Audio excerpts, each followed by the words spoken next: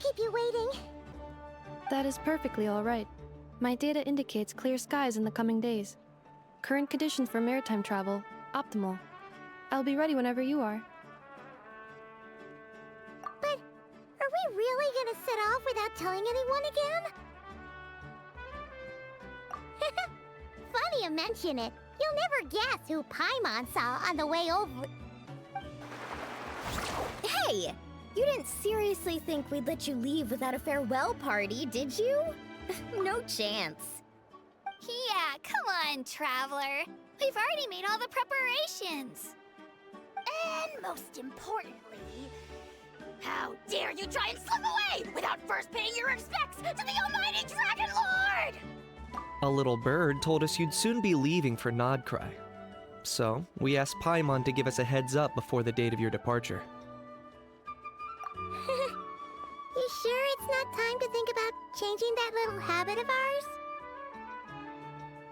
Don't worry, we won't keep you long. Besides, everyone's there already. Shaska, Ian-san, Auroron, even the Pyro Archon herself. You're invited too, Anefa. Shilonen has a special gift for you. Accompaniment request accepted. Shilonen demonstrates excellent massage technique. My impression of her is exceedingly positive. Wait, so robots like massages too? Or is it just that Shilonen really knows how you're wired? Alright, enough with the chit-chat. Let's head to the venue. Woohoo! Party time!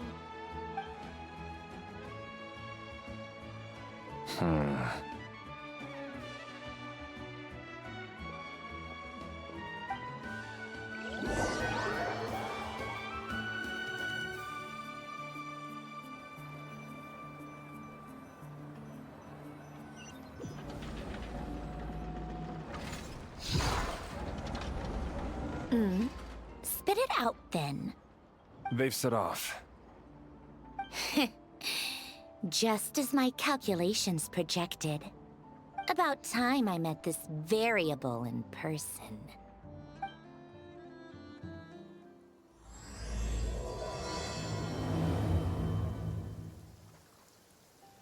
You know, every time we head to a new nation, there's always a point where it suddenly dawns on Paimon. This is it. The next chapter of our adventure has begun. This time, it was the moment she realized she just polished off the very last of her Saurus crackers. Should have stocked up better at the farewell party.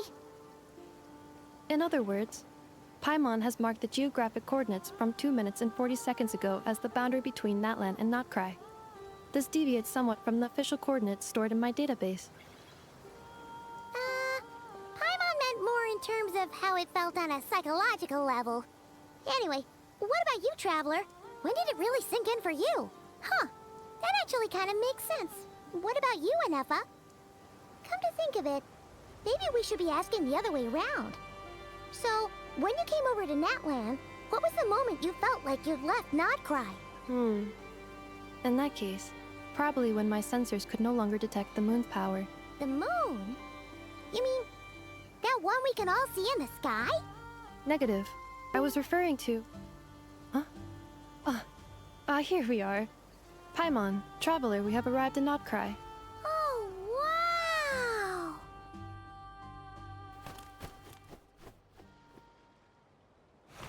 Paimon, Traveler, welcome to Notcry.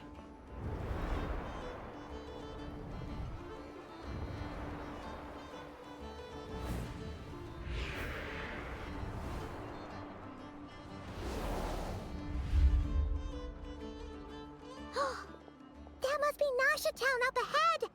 That's the place you were telling us about on the way over, right?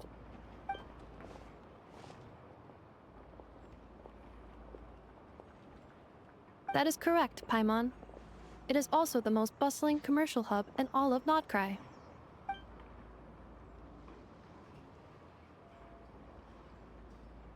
Oh, sounds like the perfect place to start trying out all the local specialties! Huh? Is something up, Traveler? Paimon, this is where our spaceship landed when Lumine and I first arrived in Teyvat. Huh? Are you sure? But how come you've never mentioned that before? Seems pretty important to Paimon.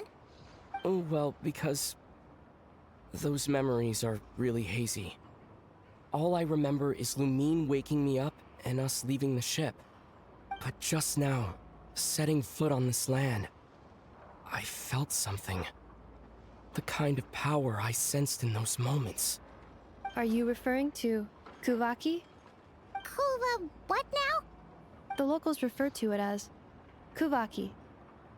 It is a unique elemental force found only in Notcry, or rather, a pure, primordial form of elemental energy. That is correct. Another similar concept I have found in my database is the primordial sea. Legend has it that long, long ago, the moon that shines in the sky above us once rose from the land of Notcry. Modern geological surveys and meteorite studies conducted in the region have since supported this claim. So, when you mentioned being able to detect the moon's power earlier, you were referring to Kuvaki?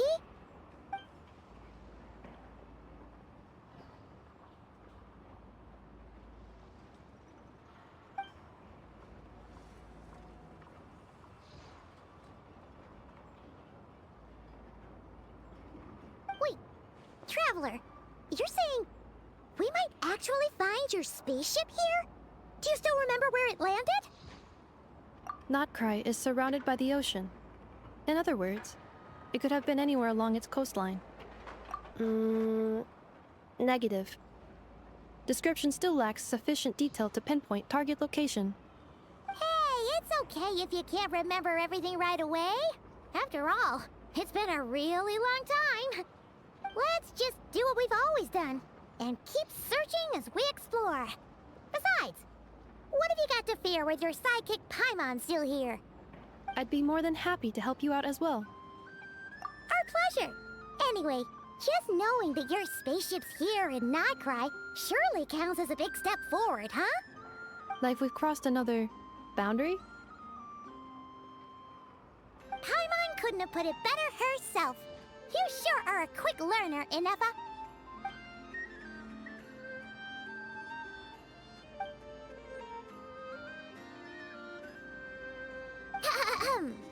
Well, as the best guide in the whole of Tivat, Paimon hereby does solemnly declare, Notcry, here we come!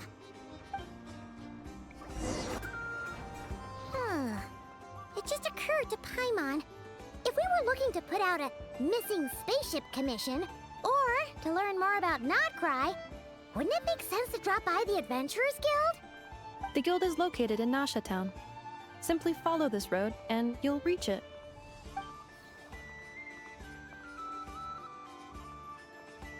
Huh? What in Tivat is that? Looks kinda like a Sealy, floating around in the air like that. That is a Kuhenki, a species unique to the land of Notcry. A Kuhenki? Does she have something to do with the moon, too? Indeed it does. According to the Frost Moon Scions, the indigenous inhabitants of this land, the Kuhenki, are said to be familiars of the moon goddess, leading those who walk in the moonlight's glow to things of great importance. The moon goddess? Don't all people here worship the Tsaritsa?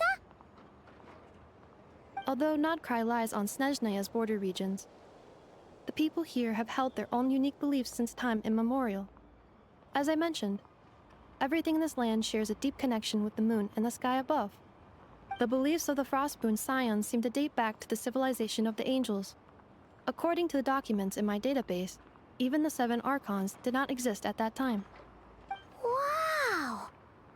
So the origin of their beliefs goes back even further than the Archon War? Correct. At some point, you may come across some statues of their goddess. The Frostmoon Scions carved these as well. Hey! Looks like she's floating away! I suggest you follow her. The probability of an ordinary person encountering a Kuhenki lies in the single digits. Many here consider them heralds of good fortune.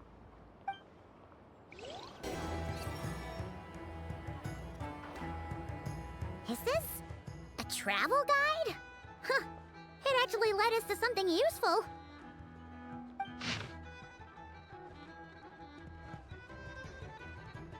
Are there any particular points of interest? It all looks pretty interesting to Paimon. If we have time, she'd love to see, pretty much everything. Recalibrating route. If we keep following the current path, we will arrive at an area of scenic beauty. From there, we will be able to identify both the Adventurers Guild and several must-visit specialty stores. Yikes! Why is Paimon suddenly getting the feeling that if she doesn't step it up soon, enough is gonna put her out of a job?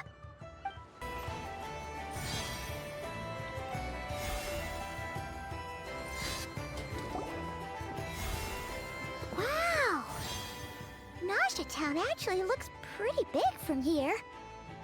Feels a bit different than Paimon imagined, though. Which aspects in particular deviated from your expectations? Well, Paimon keeps hearing people describe Nodcry as an adventurer's paradise. So, she kind of thought it'd be a bit more picture perfect somehow. According to legend, there was indeed an era of peace in Nodcry's past, the Age of the Fae. Tales of those ancient heroes are still told today. One of the most well-known is that of the Lantern Fae. This individual performed many good deeds for Nodcry. The present-day Lightkeeper's nightly lantern patrols are, in part, a tribute to their memory. But then, one day, What happened? there came a devastating abyssal calamity that swept across Nodcry, and for a time it was left desolate. Heartbroken by what had become of the land they had so cherished, that Fae extinguished their light, just as the abyss had extinguished all hope. Nowadays, the paradise people speak of is more of an aspiration, or an irony, perhaps. An irony? Today, no official authority governs Nodcry. In theory, at least, it is somewhere a person can do whatever they wish, and become whoever they want to be. The Adventurers Guild is just over there, in Nasha Town's Central Plaza, and the flagship tavern is over that way. Hey, what's that building over there? You know, the biggest, tallest one. That is Aino's Boom and Blast Kuvaki energy cannon. It gets activated when the wild hunt threat level outside Nasha Town reaches a certain threshold. But according to the scan I just ran, the energy cannon appears to be malfunctioning, likely due to a recent discharge. The wild hunt? Isn't that the abyssal calamity you mentioned that's specific to Nodcry? It is a phenomenon that has been occurring for several centuries now. Yet the time and location of wild hunt attacks are seemingly random. At first, it was more of an old wives' tale that adults used to scare children. If you don't start behaving, kid, some night, the wild hunt's gonna come for you. Listen, do you hear that? That weeping in the fog? Those are the cries of a young woman being dragged away. You're saying people actually hear things like that? I have not witnessed enough wild hunt attacks to give a statistically sound answer. But the oldest legends say that all people saw was the ghostly shadow of a woman in the mist. It wasn't until later that it became a full-blown calamity. Abyssal monsters and all. When you put it like that, Paimon's really gotta hand it to Aino. Not only did she repair you, but she's even built a giant cannon to keep the wild hunt at bay. Absolutely. Aino is very impressive indeed. Anyway, according to my schedule, it is time I took you over to the flagship. Oh, sure. After all, we shouldn't keep Barca waiting. Well, Paimon's not sure if he'll actually show up at the bar this early. You're right about that.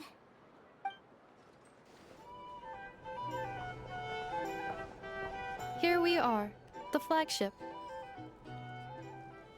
Varka told us to meet him here in his letter, right? Let's see. Varka? Varka! No matches, I identified. Huh. So he isn't here after all. Oh, guess we never did actually say we'd be arriving today. Hey, why don't we go ask the owner? If what they say is true, Varka's drinking prowess must have left quite the impression.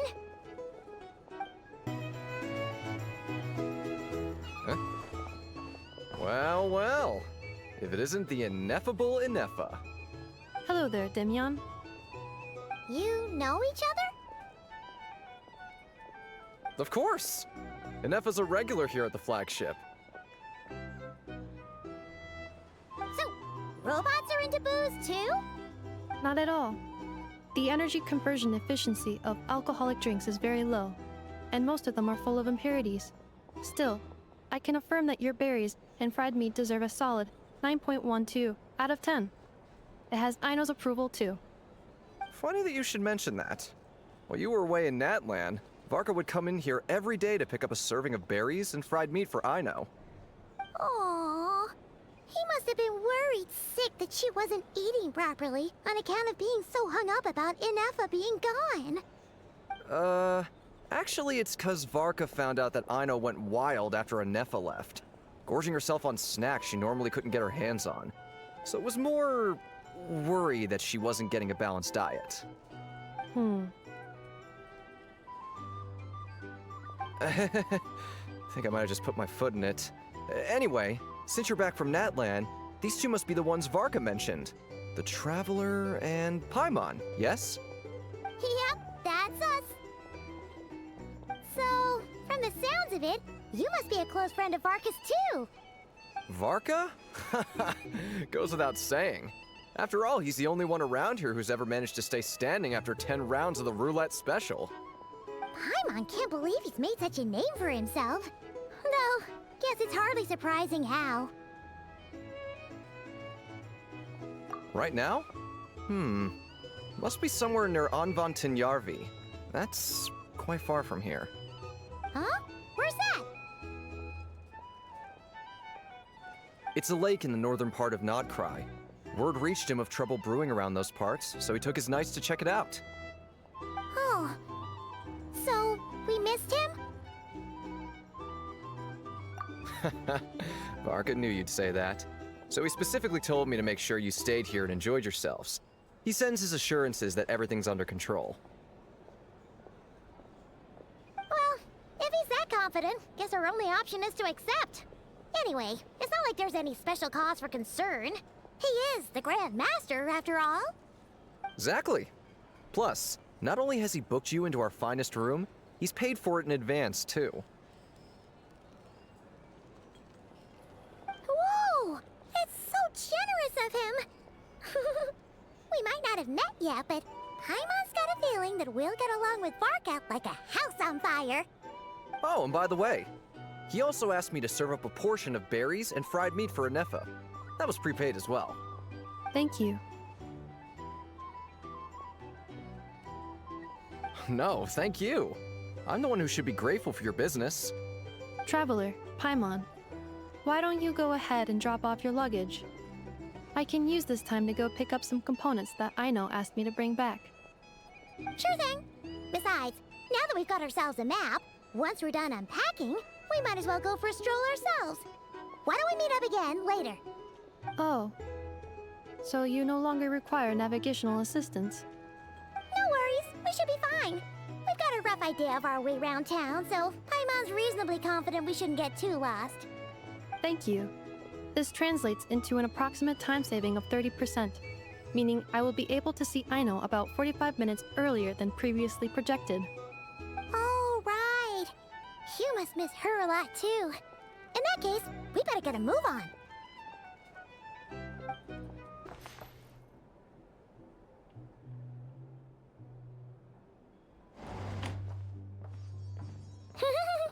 Feels pretty nice having someone sort out our food and lodging for us, huh? But is this really the flagship's best room? It's pretty big, make no mistake, but it looks a little worn out, right? Though, to be perfectly honest, that feels right at home with everything else we've seen of Nasha Town. You mean it's got something to do with Nodcry's history? Oh, that makes sense. But what exactly was this calamity?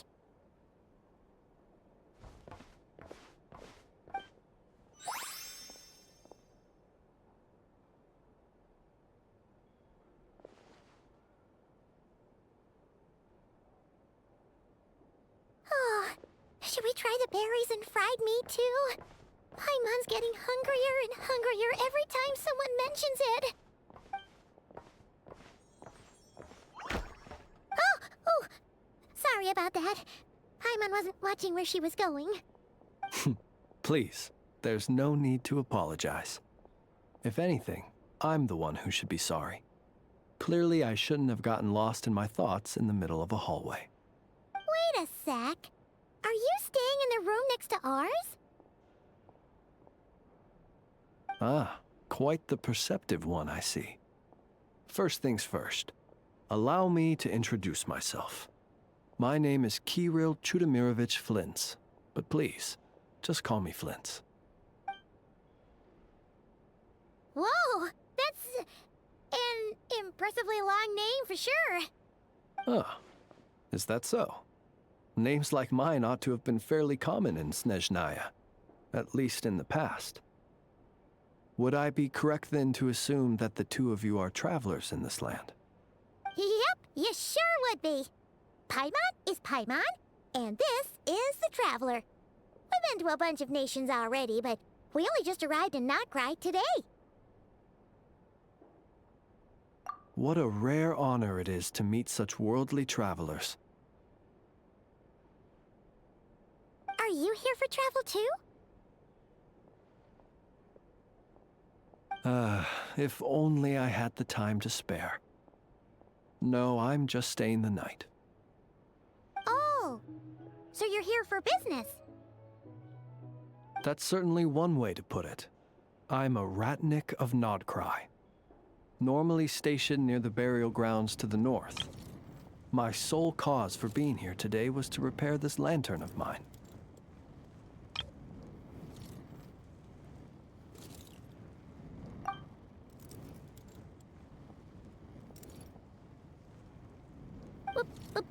Burial grounds? Your surprise is entirely understandable. Most people cannot even begin to fathom the idea of a life surrounded by tombstones and decay. But if you've heard of the calamitous abomination that is the Wild Hunt, you'll know that in their wake they bring a host of souls tainted by abyssal filth. That then is why we are stationed by the burial grounds, to hold the line where it is most vulnerable. Oh, so it's all about fighting against the abyss. Oh, sounds like a tough job. I thank you for your concern. But in truth, I've long since grown used to it. In fact, I like to think it rather suits me. If anything, I'd say I prefer the peace and quiet of a graveyard to the hustle and bustle of urban life. Paimon sort of gets it now. But even so, she's still pretty sure she could never get used to living in a graveyard herself. For one thing, she'd be too scared to fall asleep at night. Oh, I assure you, there's no need to worry on that account. The kind of ghosts you find in cemeteries aren't too big on talking. But even when they do, they're usually far more discreet than the living. Well, would you look at that? Who'd have thought we'd end up chatting this long? Must have a lot in common, huh? Forgive me, but I must excuse myself, for the time of my appointment draws near. And in terms I'm sure you'll understand, a lanternless Ratnik is like a mapless traveler. A serious conundrum indeed. Oh, sure. In that case, you go right ahead. We won't keep you any longer. Not at all. Should the opportunity present itself, I'd gladly continue our conversation another time. You're always welcome to come visit my grave. I mean, the grave I stand watch over. Your visit would bring much-needed light to that place of final rest. Right. Well, if we get the chance. Then allow me to wish you a traditional Ratnik's farewell. See you by the graveside. Ugh. Jeez.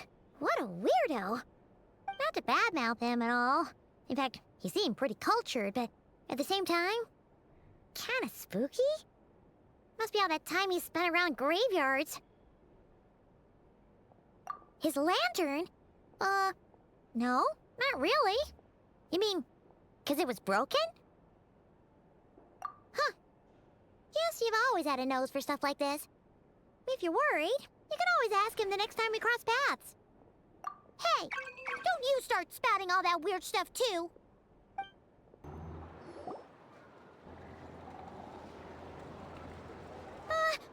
Paimon almost forgot something super important.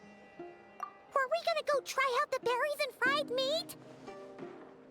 But now, heading all the way back to the flagship feels like such a waste. Please, accept today's boon. Come night or day, may the blessings of the moon goddess shine down upon you. Huh? What's going on over there? Wait, free food? Wow, the people here are so nice! Quick, let's grab some too. Paimon's super curious what their food tastes like. Moonlight illuminates the path before you, travelers from afar. Huh? How'd you know we were travelers? Just now were a song the birds in the sky, singing of your wanderings. You are no ordinary guests, it seems. The birds and the... what now? Forgive me. I should not have laid the words of others out as a welcome mat for our very first meeting. You, too, must be wondering who I am. I am Lauma, moon chanter of the Frost Moon's Scions. Please, as do our followers and other passers-by, accept today's boon. Happy to oblige. Paimon's name is Paimon, and this here is the Traveler. Thanks so much for sharing your yummy food with us. We'll take one each. Think nothing of it. These fruits were the finest we found, delicacies gathered in the wake of the morning dew. It is my hope that partaking of them may lift your spirits to heights anew. The finest you found? Wow! That sure is kind of you, but wouldn't you want to keep those for yourselves? The first fruit of the harvest must be placed upon the moonlight altar, not as an offering to the gods, but as a spark for lost hunters. For it is the blade of the starving that darkness most easily corrupts. As perhaps you have already heard, we Frost Moon's Scions revere and worship the moon goddess. We believe that together, virtue and compassion are the shining light that will lead us all out of the long, dark night. And now, with tides of haughty Fatui swarming into Nodcry, driven by greed and greed alone, more than ever before, we must all unite under the banner of virtue. Huh, look who it is again. Those unsufferably kind-hearted Frost Moon Scions. Got enough for us too? That's right! 2 servings each! We're starving over here! The Fatui! After what you've been doing to our sacred statues, how dare you even show your faces? Wilhelmina, bestow today's boon upon our guests. You hear that?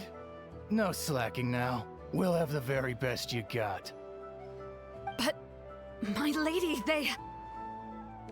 Please, you two, accept this meal. But remember this. Kindness is the first lantern left to guide those who stumble in ignorance. Come again? Let me finish. But should they still refuse to follow the moonlit path, then by our frosted blades shall we show them its shadow. You! Hey, look who it is. Tch, whatever. Just you wait. We'll be coming for you next. Huh? Where's the meat? Who wants to eat this garbage? Those stooges really are the worst. Ever since they came to Nodcry with all their weird equipment and built that so-called experimental design bureau, our lives have been turned completely upside down. Judging from how they reacted just now, it seems the Fatui already know who you are.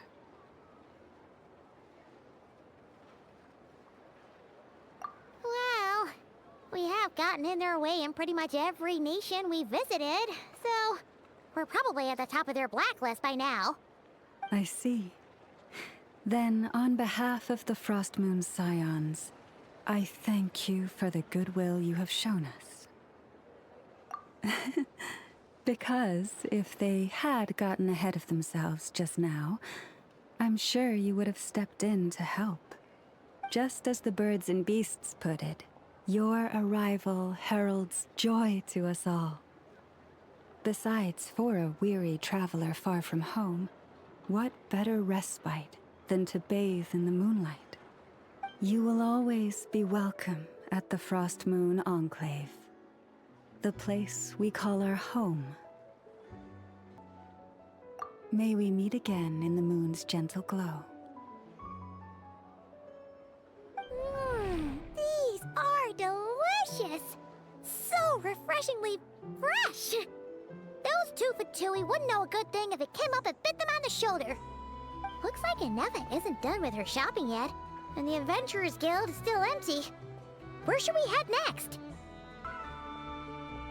Good idea! Wouldn't want to let the Kuhenki down, after all. Let's see... Okay, Paimon's got our route all figured out. So, all that's left to say is... don't fall behind! This is Nuts and Nuts. It's mostly a fruit shop, but there's a crafting bench, too. This is the Speranza, one of the travel guide's recommended restaurants. All the waiters here are kids. This is the Vesnitsi Prolegia greenhouse. Apparently, their flowers are all made of metal, so they'll never wilt away. And this is the Rossum Workshop. If you ever need a weapon made, this is the place to go. And over here, they've got a super tall observation deck. Whoa! Take a look at that! You can see really far out into the distance. That way's north, and that looks like something built by the Fatui? And then over there to the west, that must be the place Lauma mentioned, where the Frost Moon Scions live. So, what'd you think? Even if Inefa kinda stole her limelight earlier, this just goes to prove that Paimon's own tour guiding skills aren't too shabby either, right? Hey, come on! Would it kill you to compliment Paimon? Huh? Look! There must be someone at the Adventurers Guild now. There's already a line forming outside. Looks like we'll finally be able to ask about your spaceship. Oh, or was there anywhere else you wanted to stop by first? Where? Which one are you... Oh, now you mention it, Paimon's noticed it too. Ugh, better not be who she thinks it is. Anyway, where we go first is completely up to you. Either the Adventurers Guild, or that suspicious-looking shop. A word of warning, though. If we step into that shop, be sure to keep a very close eye on your Mora.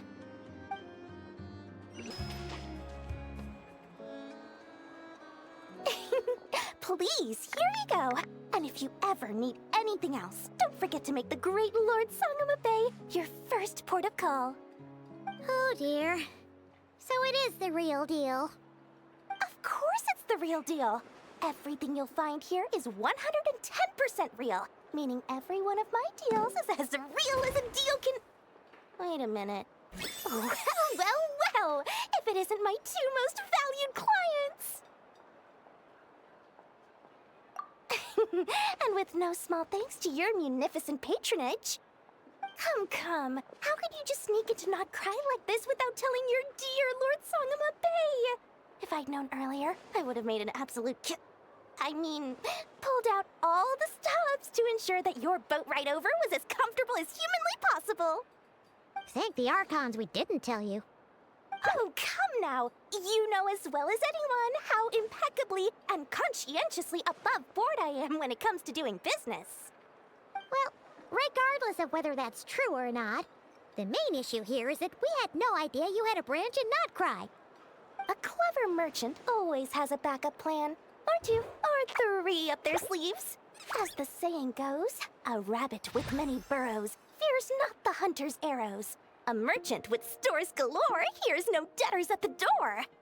Since you're both here in Nodcry, would you care for some of my finest local souvenirs? Whatever you're looking for, I have it.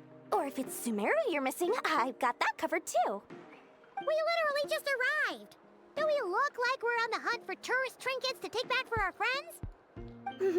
My, your high-minded tastes never cease to impress. In that case, I know just the thing. You must be on the hunt for something like this? What's that? Your hat?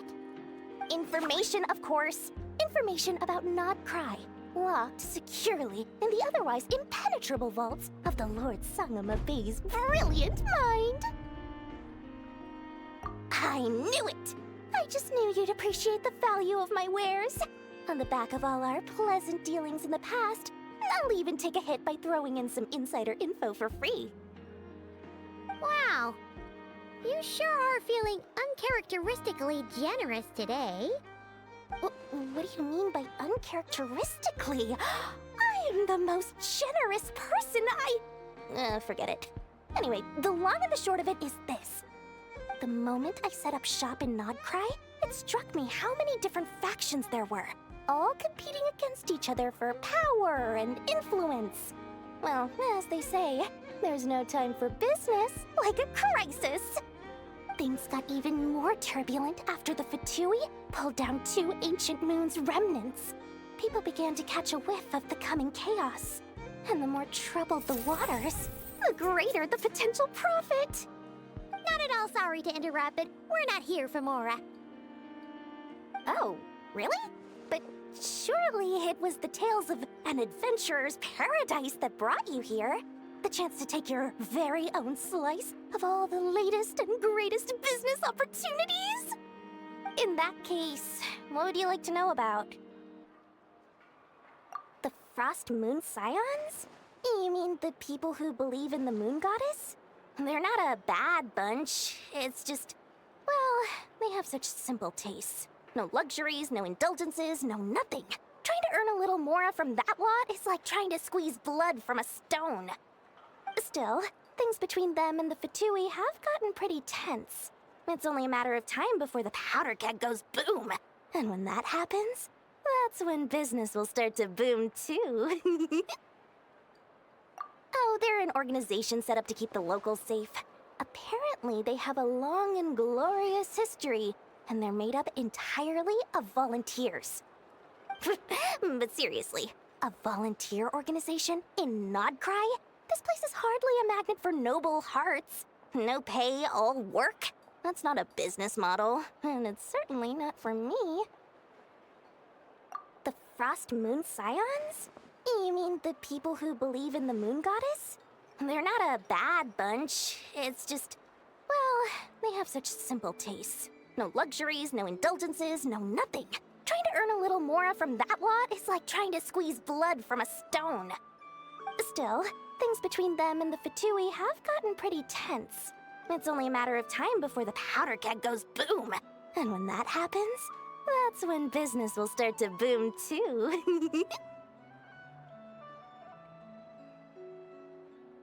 Everyone knows they're here for the Ancient Moon's remnants, but no one's sure why they pulled them down in Nodcry of all places. Anyway, they've been acting mysterious enough, but if you ask me, that Kuvaki Experimental Design Bureau of theirs up north hides secrets wilder still.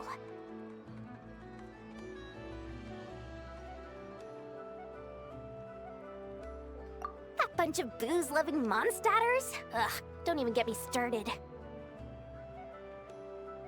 As fellow Outlanders, I thought they'd be easy pickings, but somehow, every single one of our business negotiations wound up at the flagship. I've done plenty of deals with heavy drinkers before, but those guys? I never once made it to the contract signing before blacking out. I'm getting flashbacks of the hangovers just thinking about it.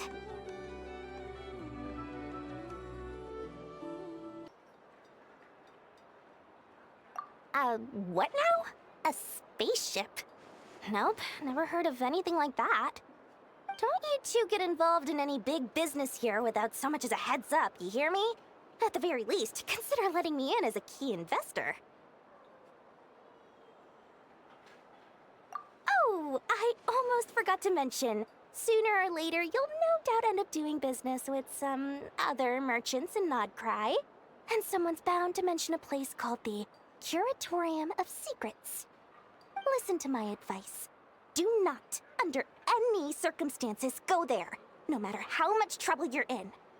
The Curatorium of Secrets? What do they get up to there? Just a place that handles all kinds of disputes. But the owner will charge you an absolute fortune, and she has a temper to match. Nothing like your friendly neighborhood, Lord Sangama Bay. You're not just saying that to stop your competition from undercutting you, right? When did that little pipsqueak get so sharp? And after I gave them all that info for free just to win them over. What do you mean?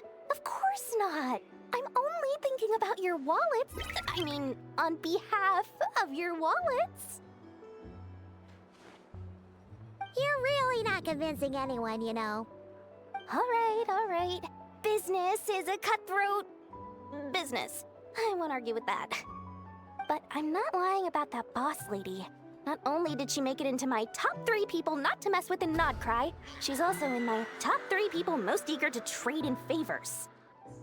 Seriously? It feels like you're just bad-mouthing your rival now. Fine. If you don't believe me, go see for yourselves. We might both be from Sumeru, but compared to hers, my conscience is so large, why, you could fill 3 whole palaces of Alcazar's array. But when you realize what I'm saying is true, don't say that good old Lord Sangama Bay didn't warn you.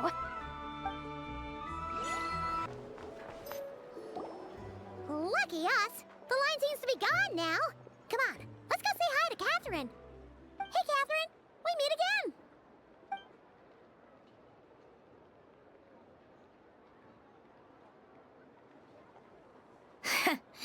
How ridiculous. Huh? They often say that mortals, shackled by their own flesh and blood, may fail to perceive the truth of this world, even when it is right beneath their very noses. Yet I had not expected to have the pleasure to witness such heights of absurdity firsthand. But Paimon must have gotten the wrong person? At second glance, you do seem a bit younger than Catherine. And you certainly sound a lot less friendly. A creator might forgive ignorance, but being mistaken for one of my own creations is beyond all pardon. Look very closely, for standing before you is none other than Marionette, 7th of the Fatui Harbingers. A harbinger?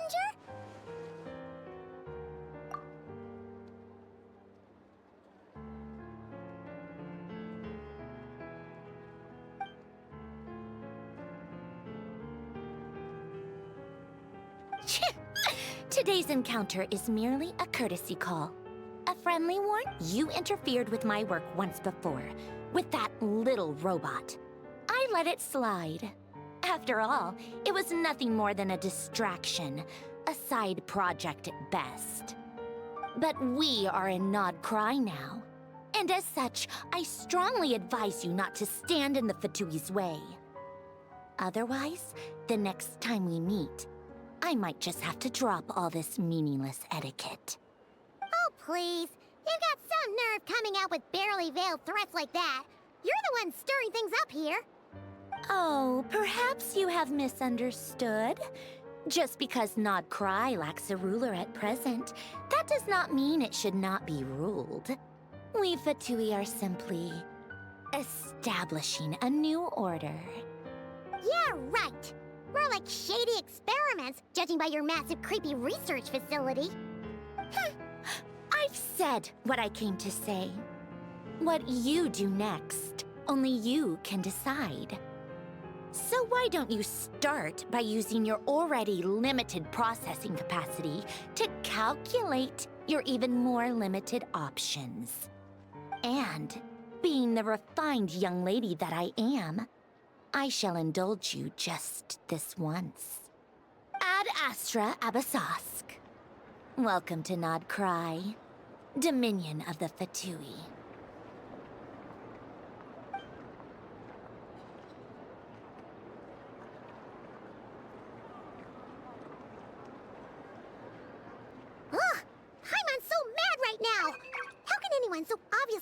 people be so annoyingly self-righteous? But if a Fatui Harbinger is here to greet us in person, that can only mean one thing. We'll have to be extra careful from here on out. Paimon hates feeling like she's being watched. Hey! The real Catherine's back! Ad Astra Abyssosk. Welcome to the Adventurers Guild. How may I help? I will do everything I can to assist you. You're so much nicer to talk to, Catherine. Please don't leave us again, okay?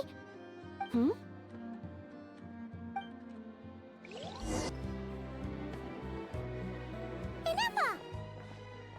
Hello. I was just about to start tracking your whereabouts. Did you manage to get everything Aino asked for? I did. What about you? Do you need me to navigate or introduce any more places around town? Not for now. We've seen most of it already. We probably need some time to process everything we've learned, though. Any progress with the spaceship? No. Catherine came back just now, so we asked her, but even she hasn't heard a thing. One possible explanation is the vast stretch of time that has elapsed. Additionally, given the limited resources available in Nodcry, it is entirely plausible that the wreck was scrapped for parts, or even mistaken for a pile of broken machinery. Aww. Understood. In that case, why don't we go ask Aino together? After all, she was the one who salvaged me, ancient dragon technology and all. If there really are any unusual parts floating around Nodcry, there's a high chance they've passed through her hands at some point or another. Good point. And since you keep mentioning her, we're curious to meet this whiz-kid mechanic too. Understood. Then I'll handle navigation as before. ETA at the Clink Clank Krumkake craft shop. 34 minutes ahead of schedule. Oh no! There's a little animal trapped over there! Let's go help it out! Huh? That's weird. Why isn't it responding? The tides of Kuvaki affect everything in Nodcry. So much so that many creatures have evolved a kind of dependency upon it, growing stronger or weaker as it waxes and wanes. This little animal must have been caught here unprepared. So you're saying we need to use Kuvaki? Paimon will leave it to you guys then. Don't be scared! We'll get you out of there soon! Oh! It worked! Off you go now, little one. Don't go getting yourself caught again.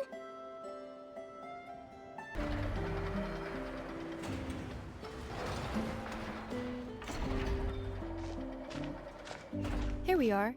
The place Aino and I call home. Whoa! So many machines that Paimon's never even seen before. And then there's all these little robots. Did Aino build them all? That is correct. It looks like Aino has created 3 more little bots since I've been gone. Aww. Well, you were gone for quite a bit. She must have missed you. I missed her too. I want her to see what I've become. Let's not keep her waiting any longer then. Come on!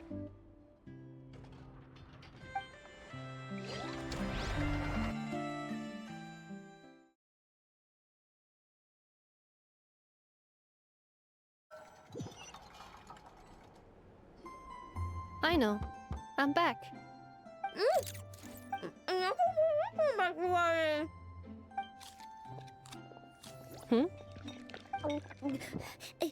Inefa? You're back significantly earlier than I expected. Like a whole 30 minutes at least. Everything went very smoothly, which saved me quite a bit of time, so I...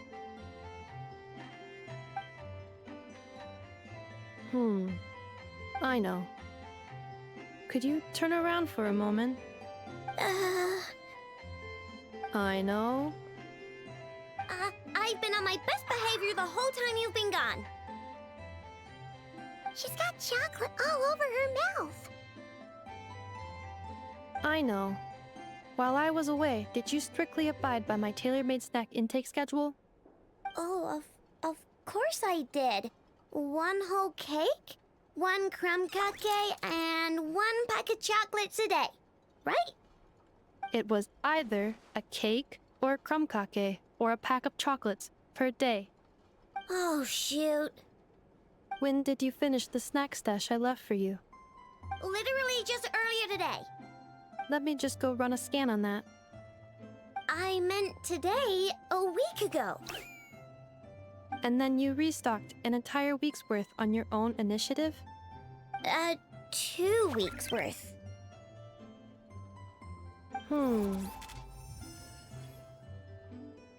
Why does Paimon feel like the roles in this household are pretty much the opposite of what she imagined? Calculation complete. Aino's recommended snack calorie intake for the next 4 weeks. 0. Ah, no fair! You're a meanie, Nefa. This is what happens when you break an agreement. Oh, come on! Don't do this to me! I only ate a teeny bit extra every day. Just a teensy, weensy bit extra. That is objectively not a teensy bit extra. Oh, seriously? If you'd only arrived half an hour later, I would have had everything cleaned up and you wouldn't have noticed a thing. But now that I think about it, you even said you'd come back a bit earlier than you did, so I wouldn't have to worry. But then, you were away so long, and I was so worried about you. And that's the only reason I even... Oh. I know. I am very sorry to have kept you waiting. I'm back now. Welcome home. Oh. So, will I be able to keep eating snacks as usual now? Negative. Aw. Okay. Well, given that I am later than I initially projected, I'll let it slide. But just this once. Thanks, Nefa! You're the best! Aino, allow me to introduce. It's the honorary knight and Paimon! I know. Uncle Varka talks about you guys all the time. Nice to meet you, Aino. And Nefa's told us all about you, too. Huh? Really? She actually said that about me? Well, she's not wrong. Oh yeah, so, you're here to see Uncle Varka, right? A couple of days ago, he suddenly said he had to head out on business, and that he might not be back for a while. He asked me to let you know if I saw you. Yeah, we heard about that at the flagship. Did he say what he was doing? Nope. Just told me to take good care of you guys and make sure you feel right at home. Oh, shoot. Please, take a seat.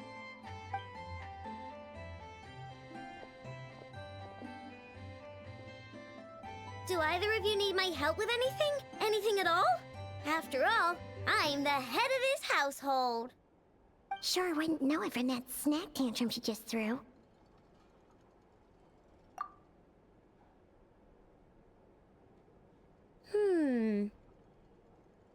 A spaceship, huh? From outside to that?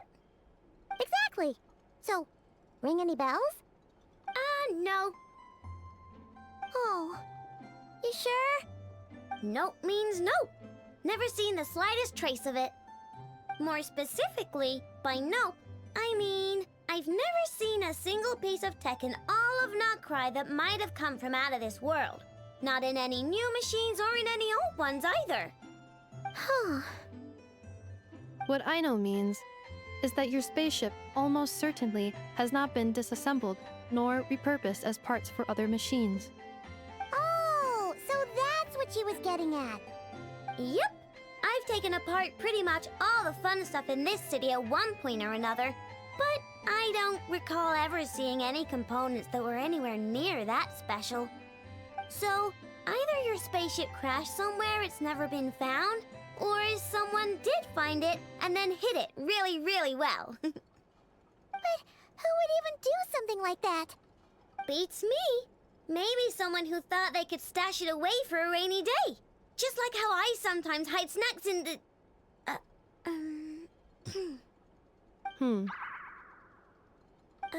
Anyway... Long story short, I definitely haven't seen anything like that. Besides, sounds like it would practically be ancient history by now. If anyone still has any leads on what really happened, it'd be the Frost Moon Scions.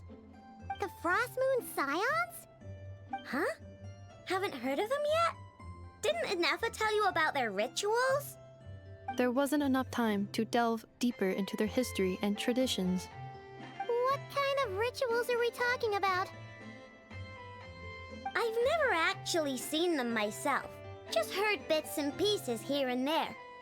They say that each of their moon chanters has had access to an ancient relic that lets them see the true past.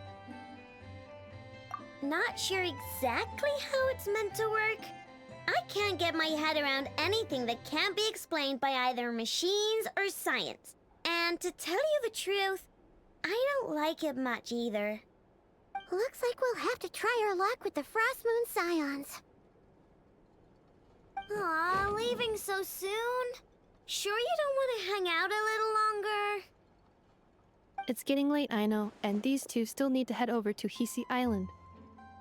It would not be convenient for them to linger much longer. Aww. Alright then. Don't worry. We'll be sure to drop in on you as often as we can. Really? You promise? Sounds like my type of visitors. You're welcome anytime. I'll be staying to look after Aino today, so I won't be going with you. Hey, don't sweat it. We'll find our way just fine. I'm glad to hear that. Also, I must admit, I have very much missed the charging bed that Aino made for me. Oh, are you here to play with me? My name's Aino, and I'm an inventor. Me and Anefa live together. I could probably eat all the cakes and cookies in the world because I love them so much. But my favorite kind of all is Lackaberry Crumb Cake. Come visit my Clink Clank Crumb Cake craft shop whenever you want. Anyway, that's me. What about you? Tell me something about you, then we'll be friends.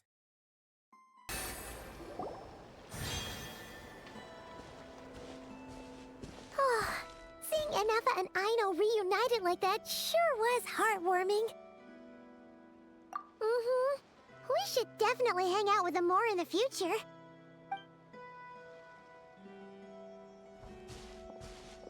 Speaking of homes, we must already be close to where the Frost Moon Scions live.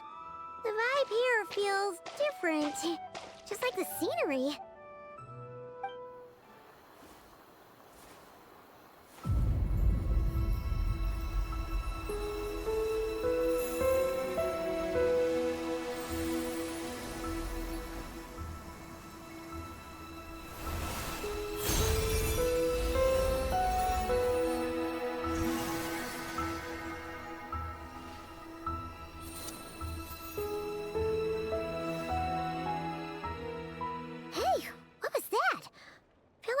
Sort of breeze blew by, and then the petals suddenly turned into... Huh?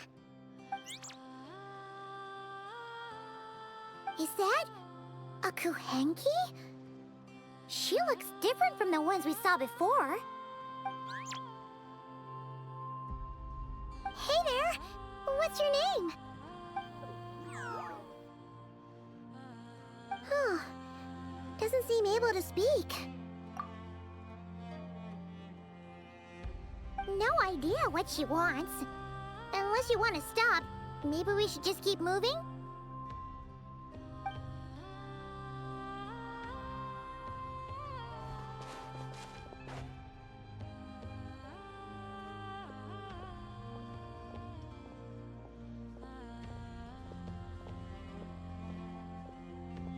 She's following us! Go on now. We've got stuff to do. Best you find someone else to hang out with. Hey! Don't make it sound like Paimon's some kind of meanie. Paimon had no idea what she wanted, okay? Ugh. Anyway, next time Paimon sees her, Paimon promises she'll be nicer. Seeing as we're on our way over to meet Lauma anyway, we can ask her about it while we're there.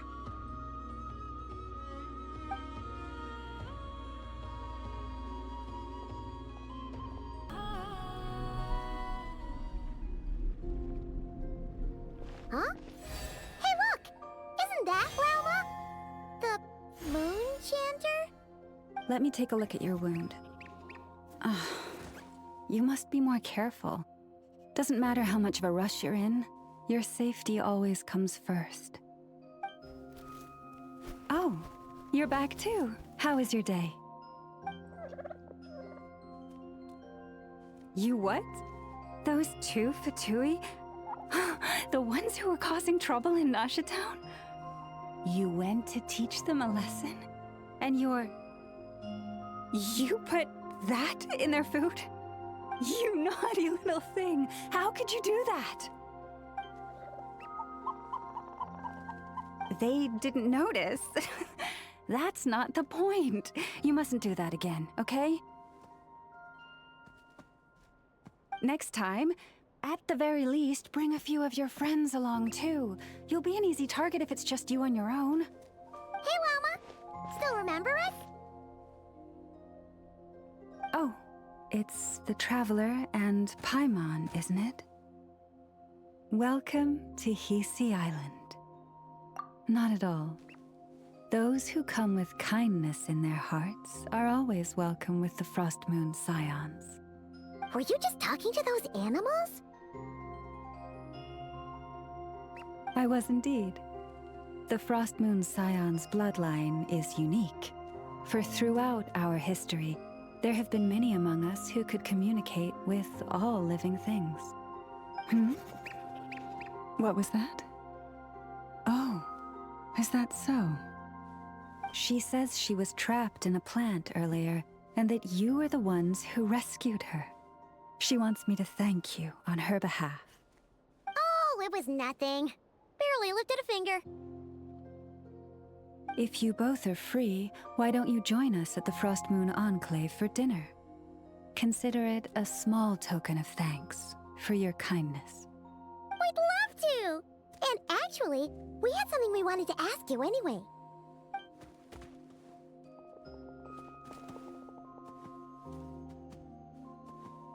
Oh?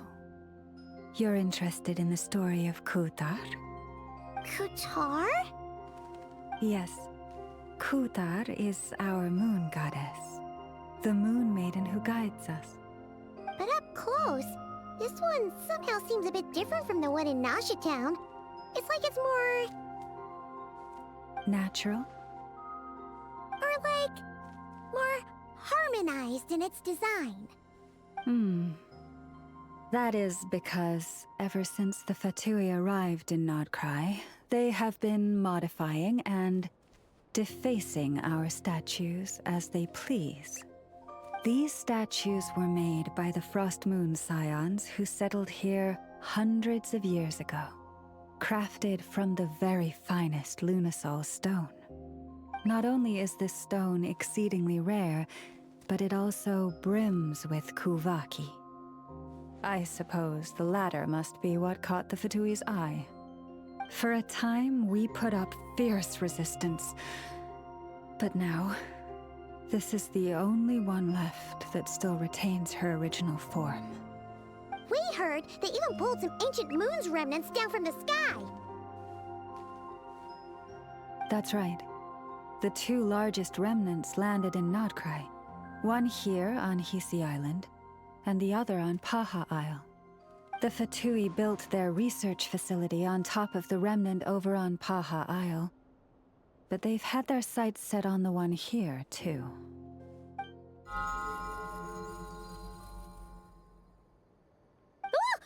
Oh! It's that little Kuhenki again! Surely that can't be. Hey! We've been wondering what was up with it too. It just appeared out of some petals and hasn't stopped following us since. No, that is no ordinary Kuhenki. These we name Luonnotar, beings born from the moon goddess's blessing. Can you understand what it's saying? We honestly haven't got the slightest idea why it's been following us. I'm afraid not. I cannot fathom its thinking any better than you can. Sometimes a long time must elapse before the moon goddess's blessings turn into Luonnotar. Perhaps you two were simply there to witness that transformation. Oh, maybe. Legend has it that the Luonnotar bring good fortune. Given that it seems to have taken a liking to you both, why don't you let it come along with you? Really? Then you can start by helping us find some more treasure chests along the way. Capiche?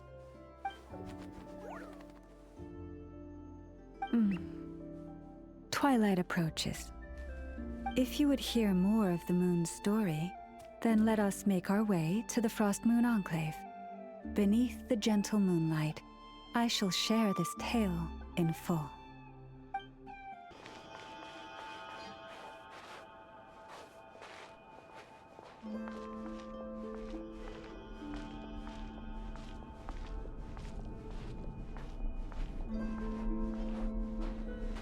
Leave this place. You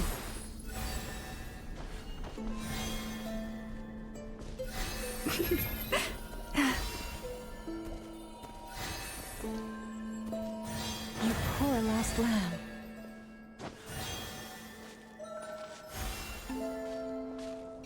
Oh, Lady Lauma, you're back.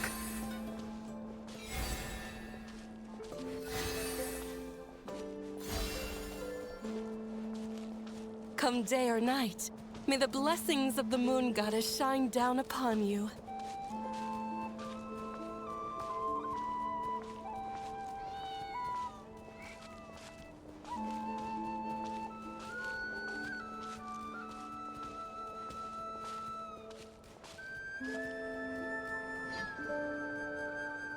Lauma, you have returned.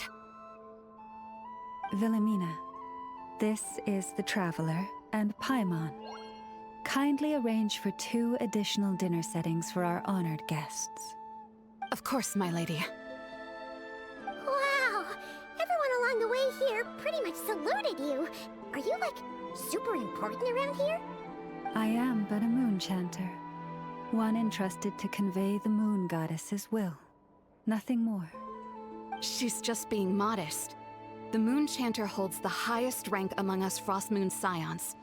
Lauma is our leader. Wilhelmina? I know. I'll send word to the kitchen. 2 meals coming up. Whoa! Paimon had no idea you were such a big shot. It is merely that the unique traits of our bloodline have manifested themselves especially strongly in my person. That is no accomplishment of my own. Please, follow me this way.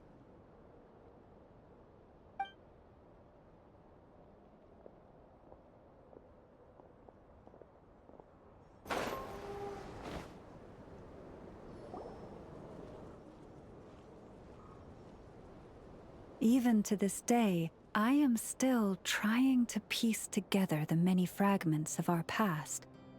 It is a story not only of the Frost Moon Scions, but also of the moons themselves. A story of the moons? Yes. We Frost Moon Scions are the last descendants of the ancient golden realm of Hyperborea. Its former glory may have faded, but what remains is a memory uniquely ours. In the distant past, Tevat had not just one moon, but 3. It is said that they were created by the primordial master of this world, cast into the firmament to keep peace in the land below. Firstborn was the eternal moon, largest of the 3. Legend has it that it was her immense Kuvaki that gave rise to the ocean tides. Next was the Frost Moon. Smaller than her big sister, yet brightest in radiance. Her glow became the cold, undying lantern of the night. Finally came the iridescent moon, smallest of the sisters. Most of the time, her light was barely visible to the naked eye. Yet when she shone, her fleeting halos were all the more mysterious for it. Wow! Sounds like it all happened so long ago. So, what happened to them afterwards? Afterwards, well, as you have seen, the 3 moon goddesses perished. This happened in a war triggered by the Descenders, and of the 3 lunar husks, only the Frost Moon survived unbroken, while the others were shattered to pieces. Oh, so that's why there were ancient moon's remnants in the sky. Yes. It is also said that when the moons shattered, most of their fragments rained down upon this land like stardust. That is why Nodcry is blessed with such an abundance of Kuvaki. As for the remnant that the Fatui recently pulled down, that belonged to the Eternal Moon. Wait a sec. But you just said that 2 of the moons were shattered, so where are the remnants of the iridescent moon? The iridescent moon's remnants were never found. What happened to her after the war remains a mystery. Some say she vanished in an instant, while others believe that her remnants are simply too delicate to leave a trace.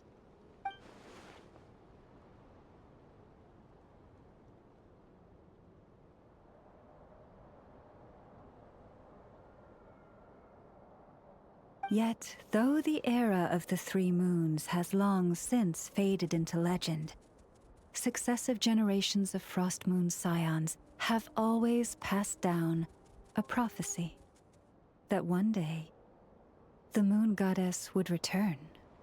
And in the end, that prophecy did indeed come to pass, though not quite. Lady Lauma! Lady Lauma, are you there? Cappy, what is the matter? Lady Lauma, it's my daughter, Karina. Her illness. Take me to her, right away.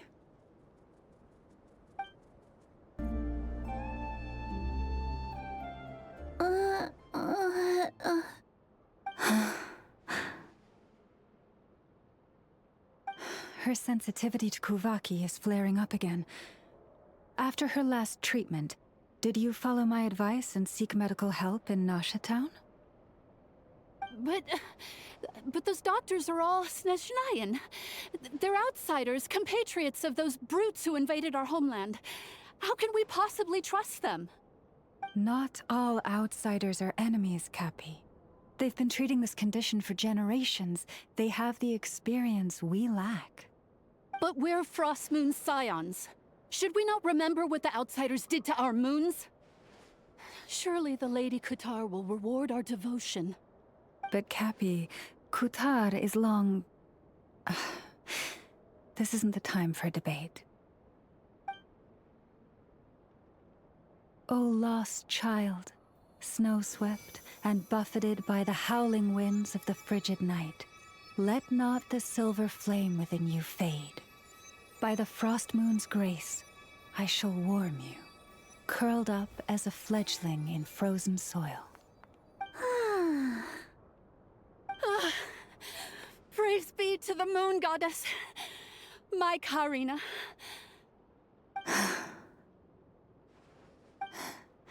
Remember, she must take powdered laka berries daily. It will ease her symptoms.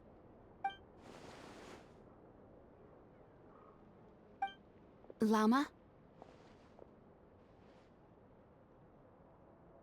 Philomena, what is it?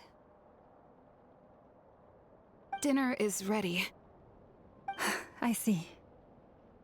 Cappy, let her rest here for the night. I'll have someone bring her a blanket. All right. Thank you so much, Lady Lauma.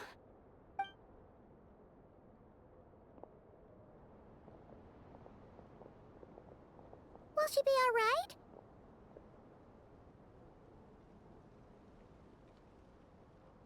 Yeah. If there's anything at all we can do, please don't hesitate to ask. Thank you for your kindness. For now, though, Karina should be fine. She'll be feeling a lot better tomorrow.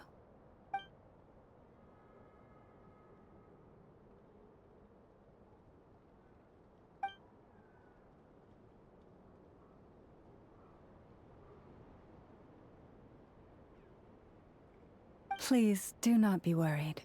Come, let us head to dinner. I believe you still have some questions for me.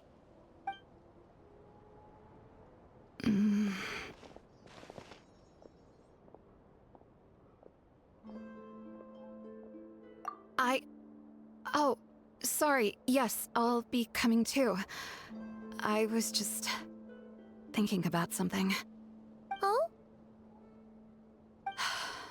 Lauma makes such an unshakable moonchanter. Calm, capable, someone we can count on. Deep down, though, I know she's been quietly carrying the burden for the rest of us. Traveler, Paimon. Believe me when I say that as a fellow Frostmoon Scion, I do worry about Lauma. It's just that sometimes it's hard to say it to her face. Could I ask you to look out for her? I can tell she really trusts you. I fear that would stress her out even more. Sometimes I really admire her strength, but at the same time, I can't help feeling powerless myself. Phew. Paimon's so full. That was even better than the stuff you gave us before. I'm glad to hear it. Thank you for accepting such simple hospitality. Hey, we should be the ones thanking you. Seriously, that was seriously scrumptious. How did you even manage to finish it? This slop's barely edible. Then again, I guess that's what you'd expect from savages. It's you! Those rude old Fatui we just met back in Nasha Town! My sincerest apologies. If you found the food we gave you earlier difficult to swallow, may I suggest taking a deep breath and joining us? These delicacies might change your mind. After all, I suspect that your previous meal may have been tainted with something most unpalatable. Huh? What do you mean? Tainted with what exactly? With the bitter snobbery of those who call themselves civilized. Why, you? Looking for a fight? Sure, I'd be more than... Hold it. We're not here to brawl. Yet. We're here on official business. Orders from above. We're here to deliver the Frostmoon Scions a warning. Or rather, a final ultimatum. You have 3 days to hand over the relic and reveal the whereabouts of your so-called Kutar. If you fail to do so, the Fatui will immediately begin the cleansing of Hisi Island. Which, by the way, is the sovereign territory of the Tsaritsa of Snezhnaya. What insolence! Your demands are outrageous! For generations, this land has belonged to the... Dear guests, allow me to save you both time and trouble with a speedy reply. The Frostmoon Scions will never hand over anything to the Fatui. And to those who set foot on our land with ill intent, I say this. With your blood, we shall draw an inviolable line in the snow. That applies to you, too. Stubborn savages, the lot of you! Burp. You'll pay for this. Mark my words.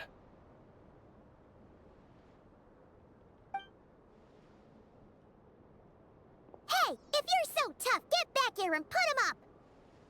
Huh. Guess all they're good for is running away. I'm so sorry. You've had to put up with far too much unpleasantness today. Come on, it's not your fault. We don't like bullies like them either.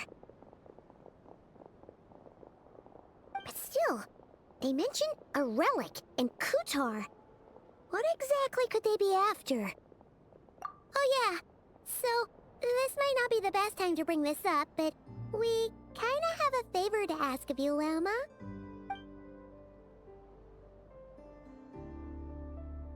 I see. So your questions concern the sacred relic too. Please, do not hesitate to speak your mind. Unlike those insolent intruders, you walk in the moonlight with open hearts. You stood by us when we needed your help, so it's only right that I return the favor. But let us continue this conversation somewhere more fitting. As it happens, there's something I'd like to show you, too. Whoa! Now that's one huge statue! This is the statue of our goddess, the Moon Maiden Kuthar.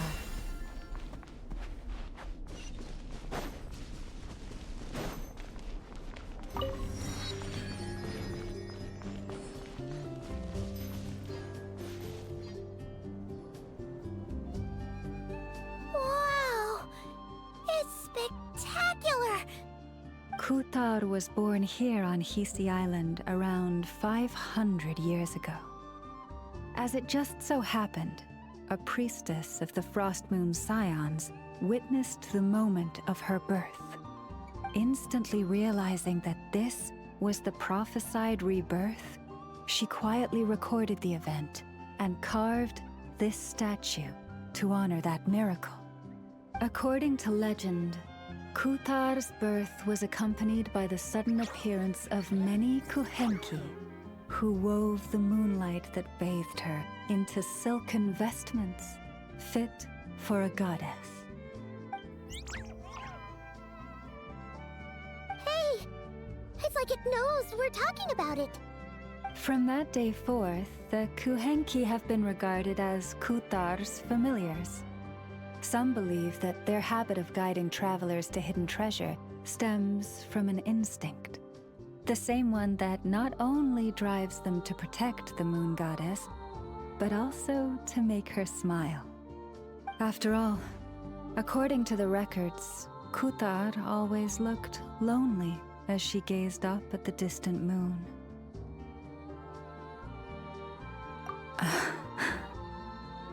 Kuthar left Hisi Island before I was even born.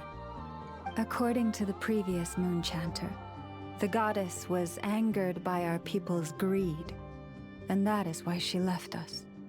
Where did she go? No one knows what happened after she left. But just a few months ago, after those two ancient moon's remnants fell from the sky, she was spotted on Hisi Island once more. And the Fatui have been harassing and threatening us ever since. Judging from what they've said, our moon goddess is actually their missing harbinger, Columbina, the damselette. The damselette? But isn't she number 3 amongst the Fatui harbingers? So she's actually the moon goddess. Why would she join the Fatui then? That too is a question I've struggled with. But even at the best of times, understanding other people's choices is difficult, let alone those of a goddess. Plus, forgive me, there I go again, rambling on about our history. But you came here to ask about the sacred relic, didn't you? Honestly, Paimon's not sure which part she's more curious about now. Since ancient times, the Frost Moon Scions have had in our possession a special fragment of the ancient moon's remnants. A piece in which I sense a power unlike any other. Successive generations of moon chanters have all detected a divine presence within it. We call this unique remnant the Moon Marrow. We heard you can use it to see what happened in the past.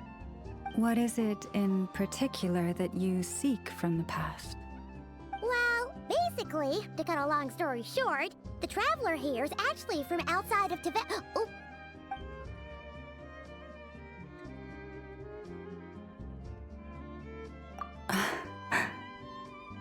Thank you.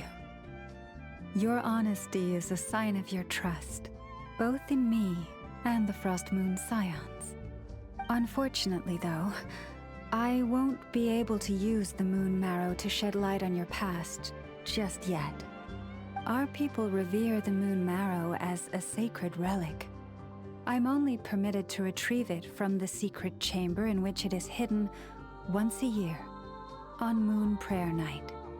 Oh, really? So, when's the next Moon Prayer Night? Judging from the tides this evening, a little less than 2 months. Huh? Does that mean the date changes every year? The ceremony is held on the night when the moon is closest to Tevat. This is also when Nodcry's Kuvaki reaches its peak. Only then can the seal on the secret chamber be lifted.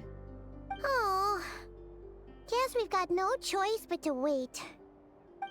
I am truly sorry that I cannot help you sooner. But, as the Moon Chanter, I swear that I will do everything I can to help you find the answers you seek. Think nothing of it. After all you've done for us, you deserve nothing less. Who'd have thought today was only our first day in Nodcry? Feels like so much has happened already. If I may be so bold, what does family mean to you?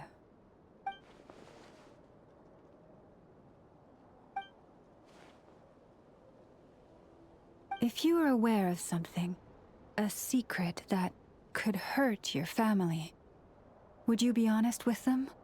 Or try to hide it?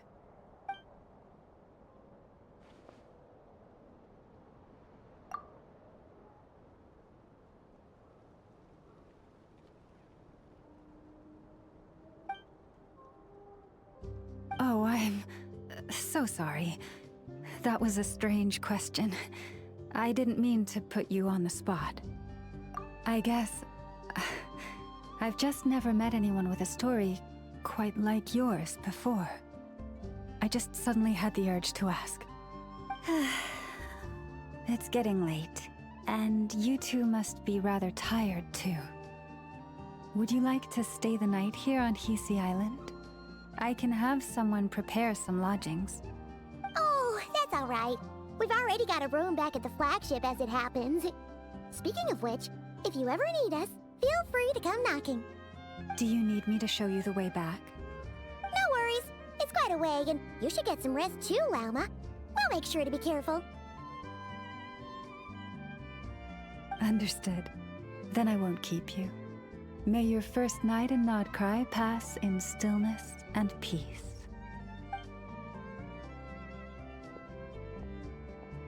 So, what you thinking? Sure was an eventful day, huh? The good news is, we're not at a dead end in the search for your spaceship yet. We can always learn more about this place while we wait. The usual drill, huh?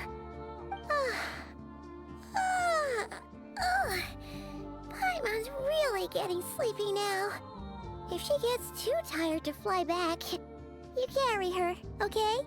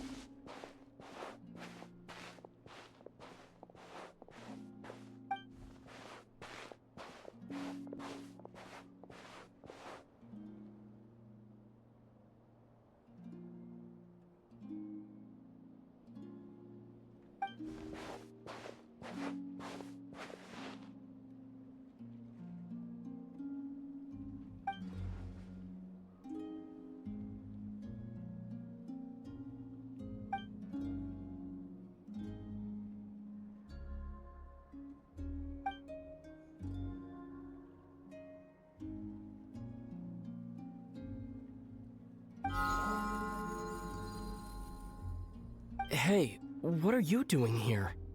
These flowers... I remember. When you first appeared, there were flowers like this all around you.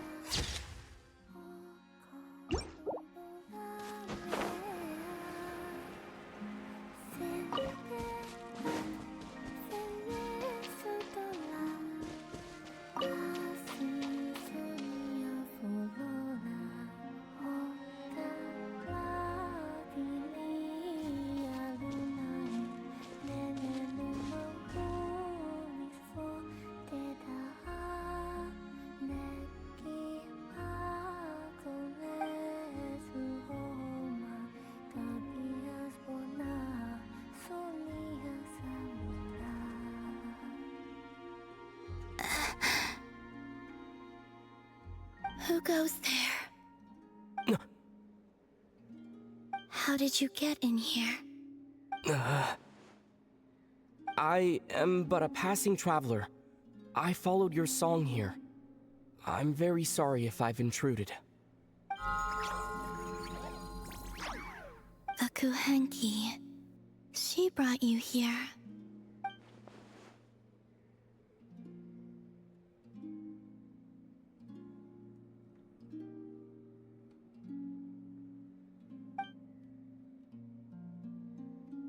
May I ask, are you the one they call Kutar? And the harbinger that the Fatui refer to as the Damselette? The Fatui? Are you here at their behest?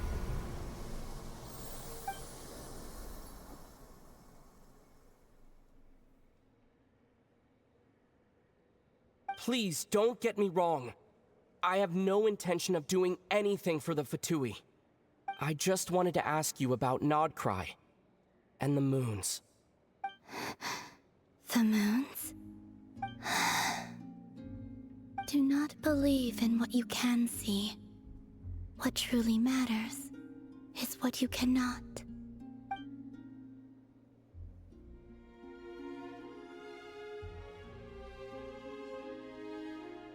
What do you mean?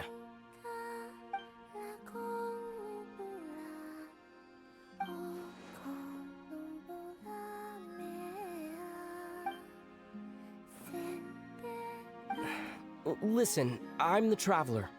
I'm on a journey through the nations of Teyvat. Hello.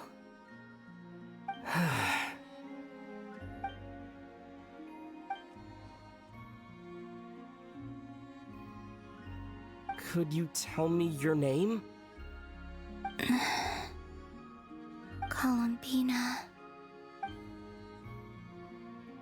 Kutar, the damselette, the moon goddess. Pick whichever takes your fancy. I do not know my own name.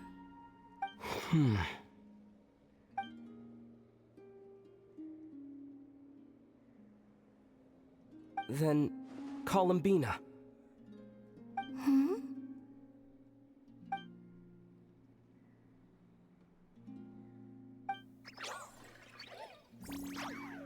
This Kuhenki, this Lanatar, did you bring her into being? Come here, little one.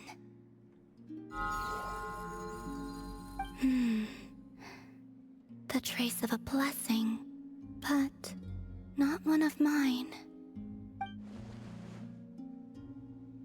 People always assume I can do many things. Assume I have done many things. But I haven't. All I ever wanted was to.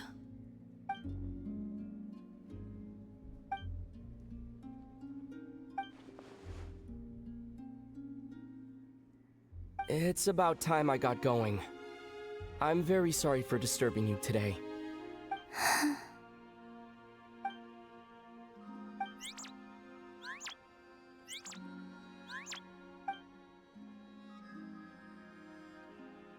Columbina, that Kuhenki. Oh, you're leaving?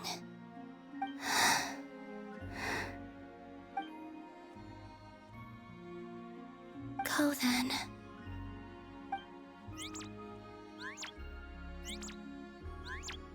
Goodbye. Take care. The moon can be treacherous.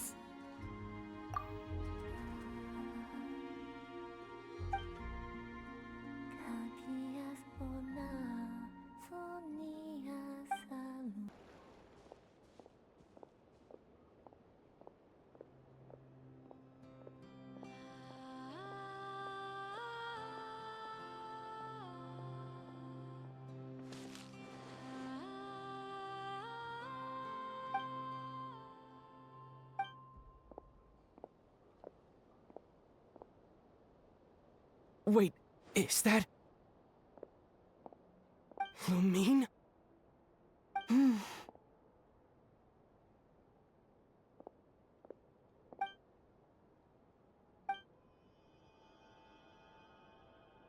Lumine! Lumine! Ether, it's you. Why are you here on Hisi Island? If I told you I was here in search of the Frost Moon Scion's sacred relic, what would you think?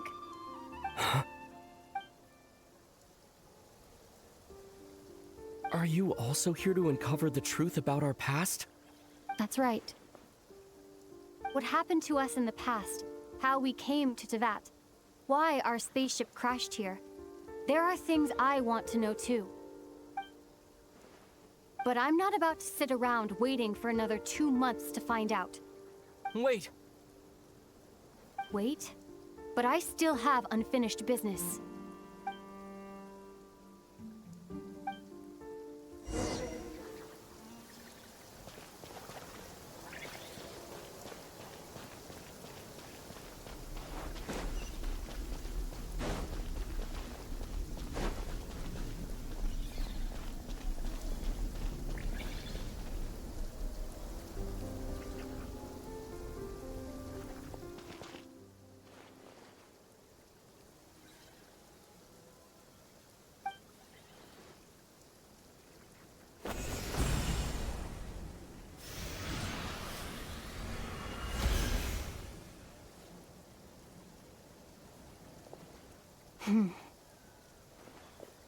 Hold on a second.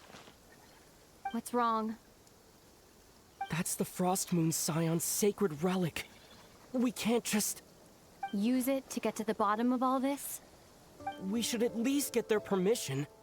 You barely even know her. Yet already you hold that moon chanter in such high trust? What do you mean? She told you that the seal can only be broken on Moon Prayer Night, when the flow of Kuvaki is at its peak, yes? You heard all that? Watch this. Huh? But... Get it now? She's been stalling for time. As long as the statue's base is imbued with sufficient power, the secret chamber can be opened at any time.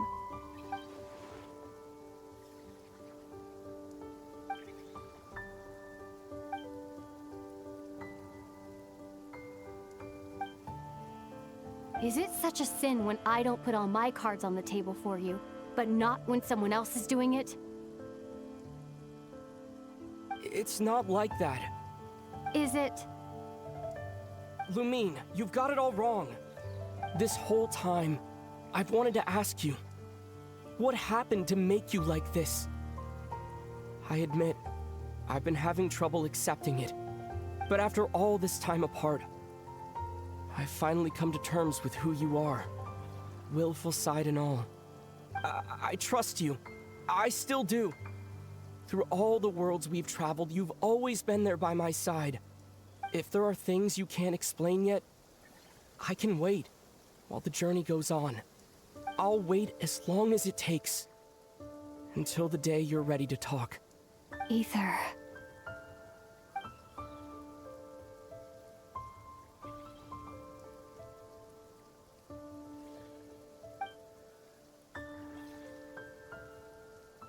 I'm not looking to borrow the Moon Marrow simply because of our past. It holds answers about the very origins of Tevat. I've always believed that if you want the truth, you have to see the whole story for yourself. I'm not asking you to trust me, Ether.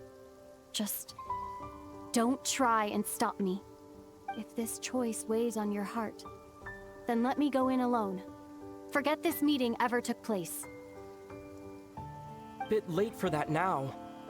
But maybe this is the chance I've been waiting for all along, even if it fades with the morning light.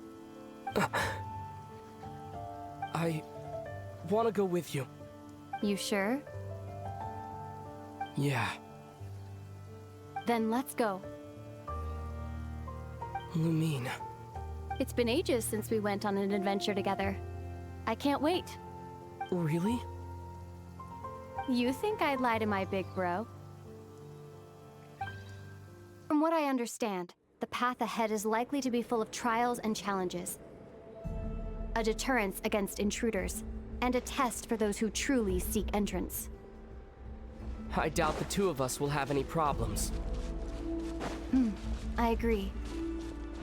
Still, if we get separated, things could get tricky. Best we move together and watch each other's backs. Even the sound of your footsteps takes me right back. As a warrior, as a traveler, as my big brother.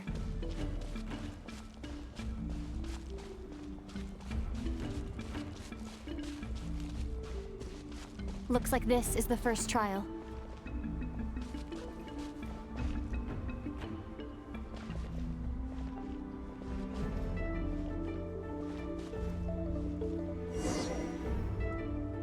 Ether, do you understand how Kuvaki works? How it exacts force through push and pull? Okay, I'll leave it to you then.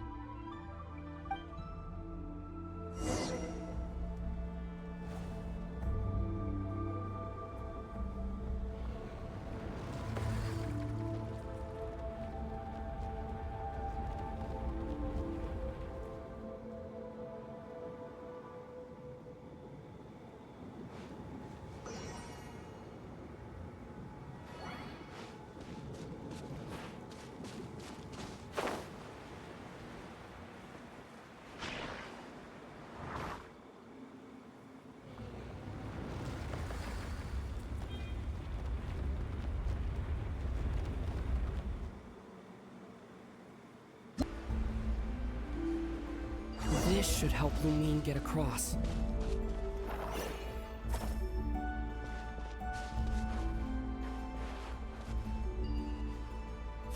Lumine!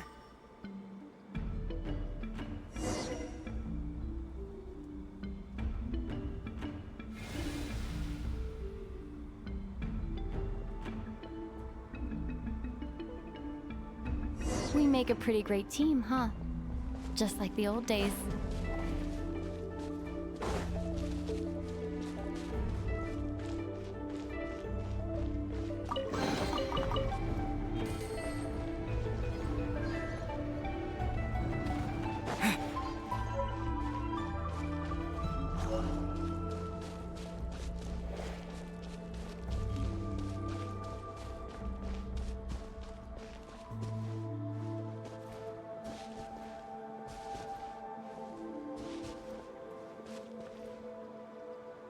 A wide open space.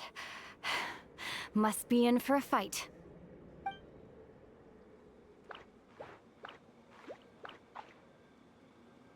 Was that it?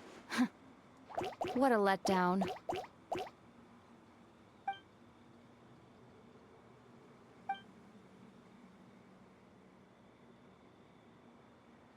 Ether. What is it? Why are you looking at me like that? Those enemies were weak, were they not? Maybe it's because the trial's only just begun. Actually, I've got an idea. Why don't we have ourselves a little friendly competition? Let's see if your journey has made you rusty. You're on.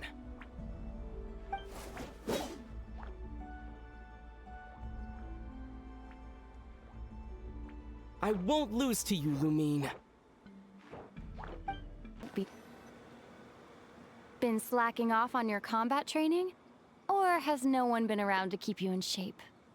No, I just wanted to let you win. Been too busy practicing your excuses instead, huh?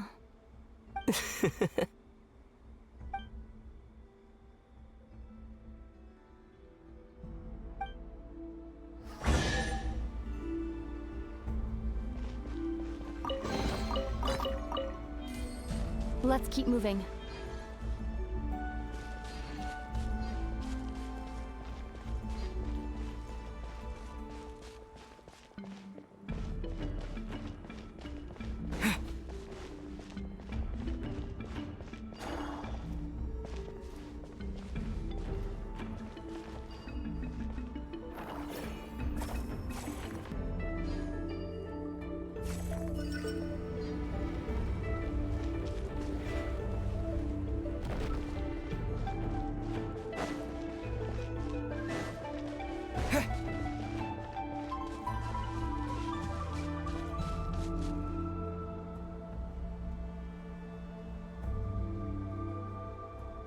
What is this place?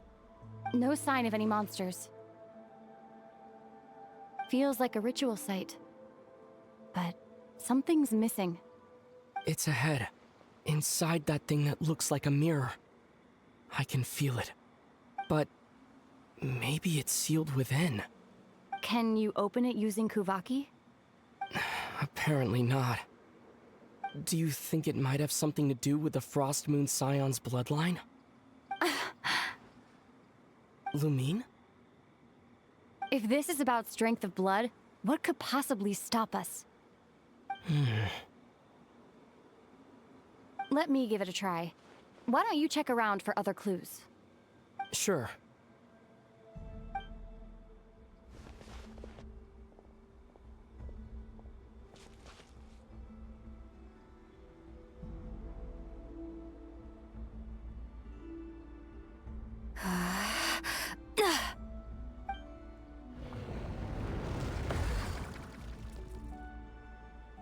Found it.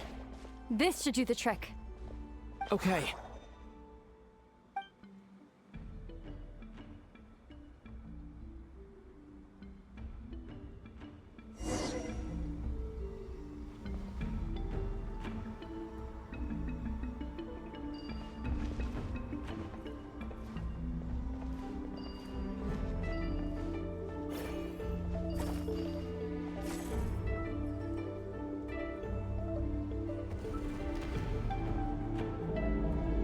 Yep, that got a reaction. That's one down.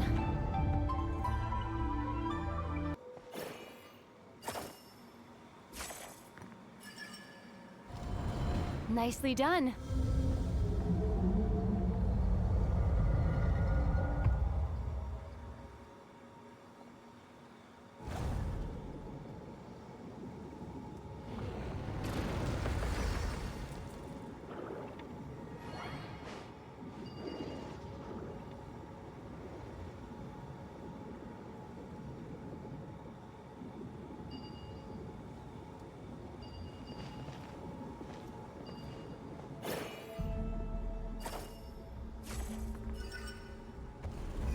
You've got this. One more to go.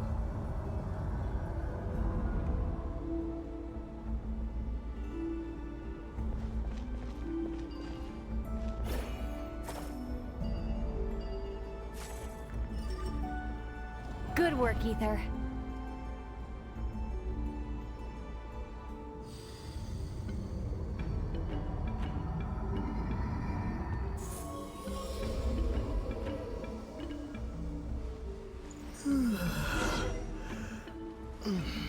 The door's open. Come. We must be close.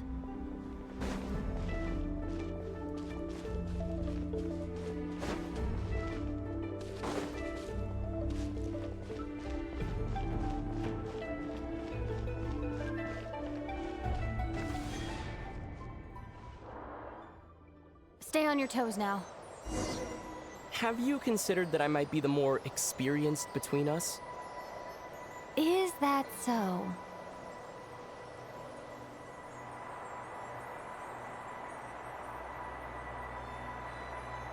So, will you be heading off again after we're done here? Maybe, maybe not.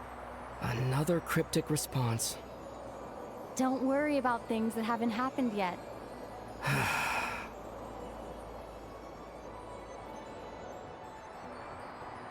At the end of all this, what do you think we'll find? Whatever it is, we can handle it. What about the end of our journey? That's not something we need to worry about right now.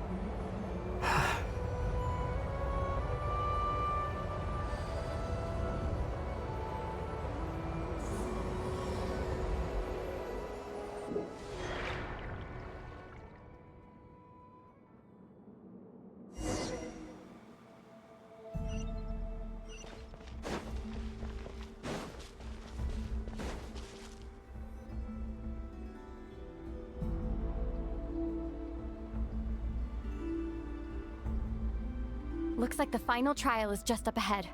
Ready for battle? When have I ever not been? What's wrong? Going on an adventure with you, side by side, it's been so exciting. But at the same time, it just feels surreal, I guess.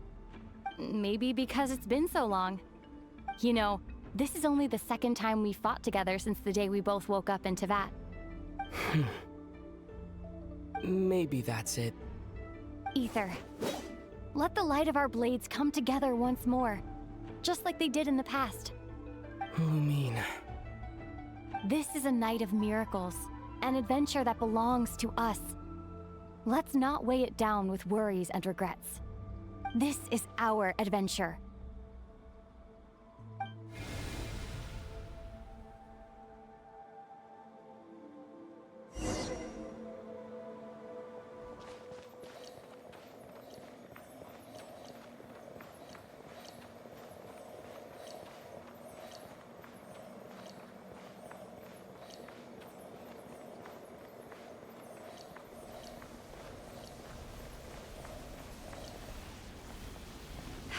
Here goes nothing.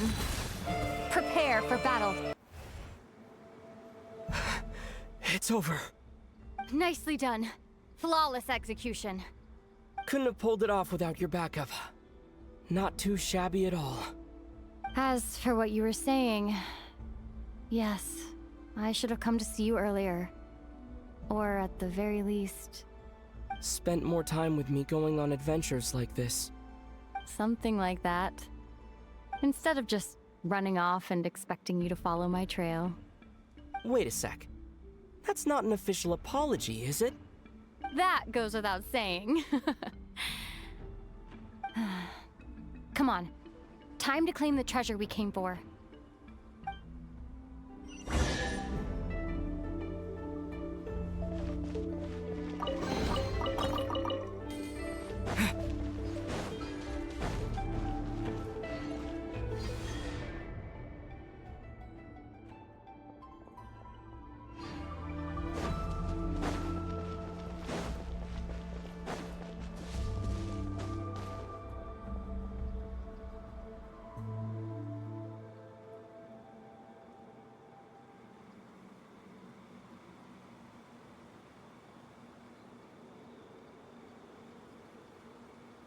So this is the Moon Marrow. The treasure we've been after. All right. Go get it for me, Ether. It belongs to me.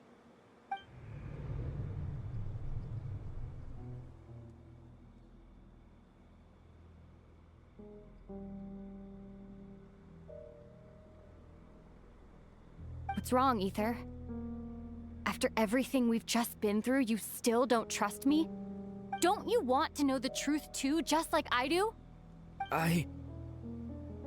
Rest assured, I'll share the truth with you afterwards. Now, go bring it to me.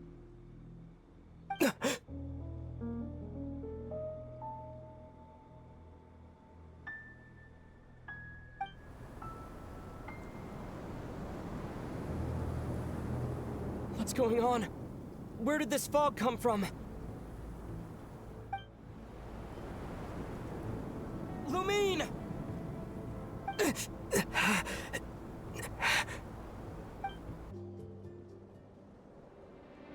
Lumine!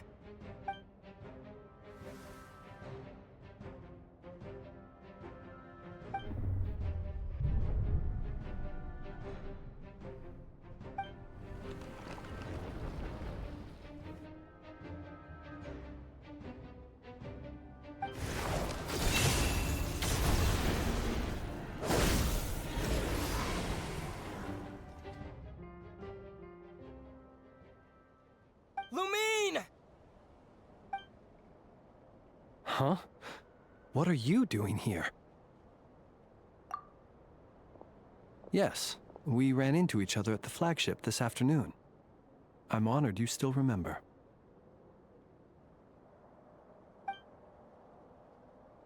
Are you looking for something here?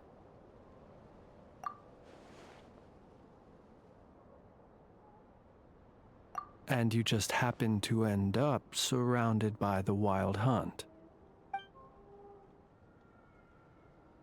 Sorry, I did not intend to come off as pointing fingers. Indeed, perhaps our courses of action do not differ so greatly. Not exactly. We Lightkeepers are accustomed to patrolling at night. A long-held tradition, you understand. I was just passing by when I noticed that the Wild Hunt had struck. So I simply did what I am duty-bound to do. As a matter of fact, I just saw someone leaving in quite the hurry. Was that your companion?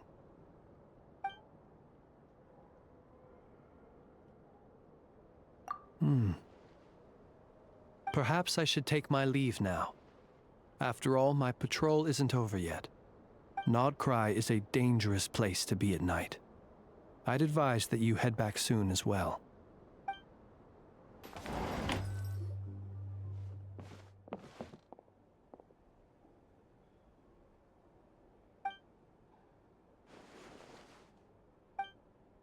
Paimon woke up and saw you were gone, so she made you a cup of berry juice to help you sleep. Her own secret recipe. When you get back, drink it up and go get yourself some rest.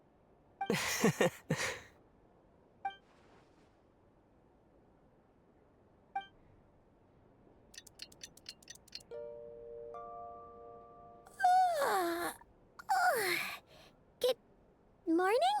If now still counts as morning. When did you get back last night? Did you sleep well? Good to hear. So, where'd you wander off to on your midnight stroll? Anything interesting to see in Nodcry at night? Oh, really? Come on, don't leave Paimon hanging. All all right. Guess we'll have to feed your stomach before we feed Paimon's curiosity. Let's go grab something to eat while we talk.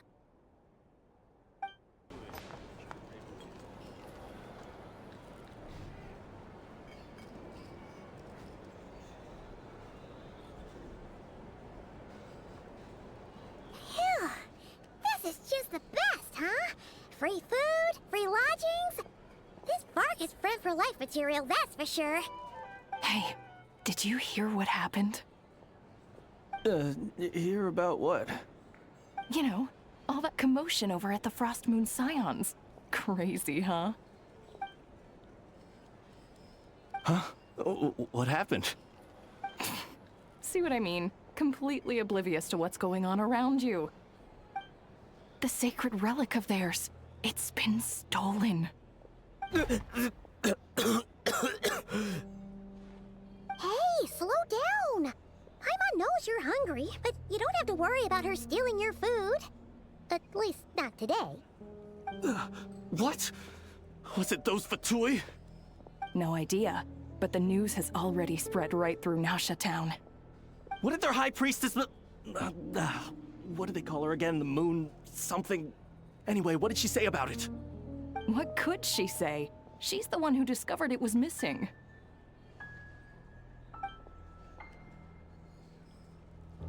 She was in Nausha Town first thing this morning, hoping to launch a joint investigation with the Voynich Guild. Whoa! Did you hear that?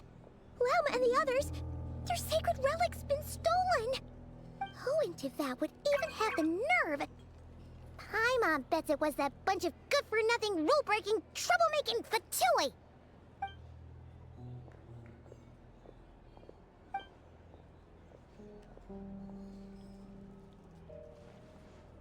Huh? What's wrong? You feeling okay? A joint investigation? Good luck getting any takers. Unless there's some reward or business opportunity to sweeten the deal. Same thoughts here. So just a few minutes back, she switched gears and headed over to the one place that might actually be able to solve this. The Curatorium of Secrets.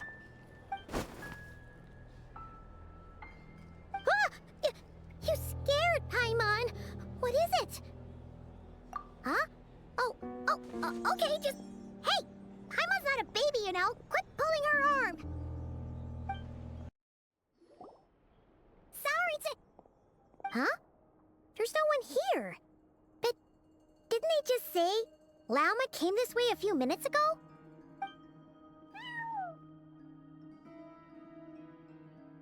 No one except for a cat watching over the front desk.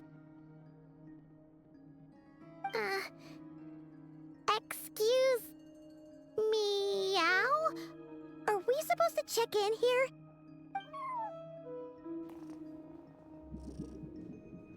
No idea what that means. Is this Lauma's personal receptionist or something? Pretty sure she'd be the only person who could actually understand it.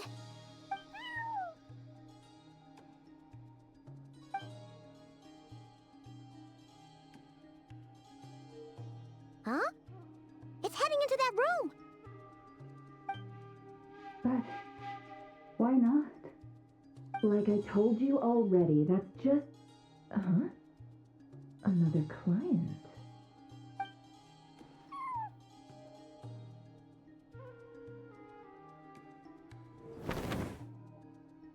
Ah! So, you were in this room the whole time? Something I can do for you? Traveler. Paimon. Oh, you're acquainted then? Yes. They visited Hisi Island yesterday.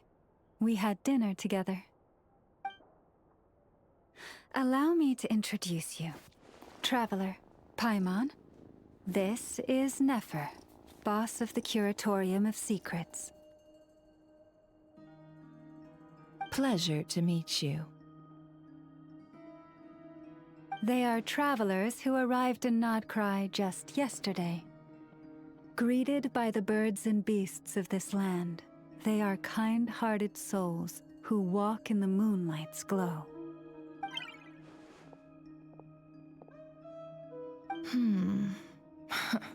Interesting. Thank you, Lauma, but you need not have introduced them. They are great heroes, renowned throughout the nations beyond our borders. Oh, really? Do not forget, I deal in information.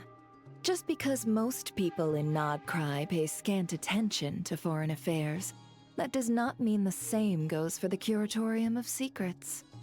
They're the heroes everyone was talking about before. The ones who saved Natlan during the Abyss Crisis.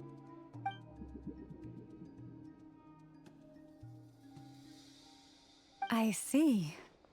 We Frostmoon Scions seldom leave our domain, so I had not heard of your heroic deeds. Please, forgive my ignorance. It's no big deal. We were hoping to keep a low profile anyway. If we had to list all of our titles and good deeds, we'd be talking till sundown, and then some. Huh? What's wrong? Still not feeling great? So, what brings you both to the Curatorium today? Oh, so basically, we were just eating when we overheard people talking about how the Frostmoon Scion's relic had been stolen, and then he dragged Paimon over here. I see. Ah, I see. So you came over here because you were worried about Lauma. A combination truly befitting of great heroes. Strong at arms and pure of heart.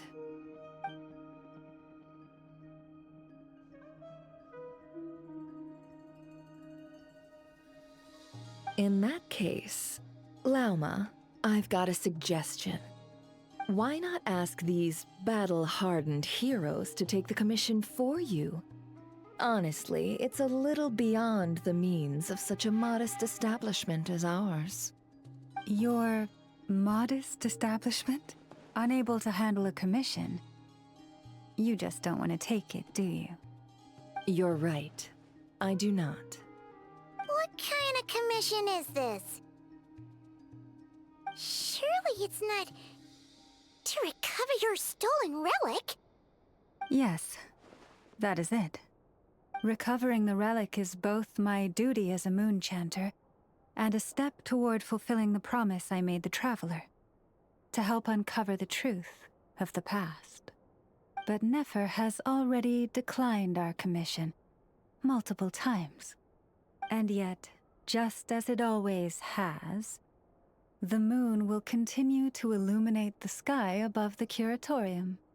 Come night or day, may the moon goddess keep you. Enough of that.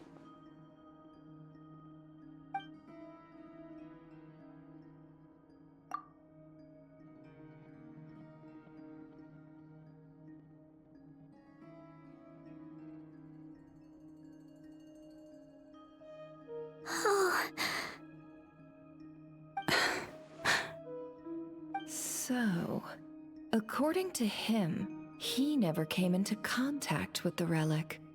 So he suspects his sister may have taken it. I understand. The Frostmoon Scion's secret chamber has remained hidden from the world for generations. But the reason outsiders are forbidden entry is not only to prevent theft. Within the chamber lie ancient trials, challenges designed to test the worthiness of those who enter. To intrude without rightful cause is a most perilous act indeed. So please, don't be too hard on yourself. The fact that you made it through those trials proves your right to stand before the relic. To put it simply, the Moon Marrow itself has deemed you worthy. No. Your honesty tells me everything. You never sought to take the Moon Marrow for yourself. As for what happened at the end, I suspect the Chamber's protection mechanism may have been activated. Among those who entered the final chamber, There was either someone with impure intent, or else an abyssal presence. The Abyss? Perhaps that's why, then. Either way, the moon marrow was taken. And I believe you. So the problem remains the same. I need to recover our relic. See? Didn't I tell you it would all work out in the end? But before everyone starts celebrating, forgive me for asking just one more thing. Are you absolutely sure your sister took the relic? What do you mean? Weren't they the only ones inside at the time? Who knows? Think about it. After your sister broke the seal with abyssal power, what was to stop someone else from following you in there? In theory, nothing. And as it just so happens, I received a tip-off from one of my sources earlier this morning. Word is, today of all days, the Fatui suddenly called off their search for the relic. What? Huh? Why? Well, either they woke up this morning and suddenly decided they'd lost all interest, or... Exactly.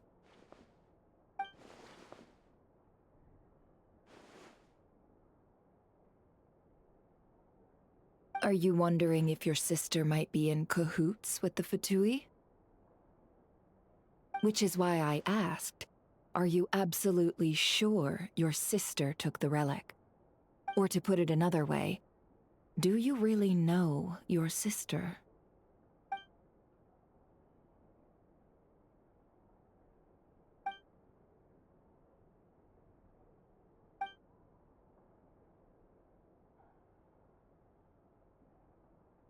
In other words, it's highly likely that the Fatui already have the moon marrow.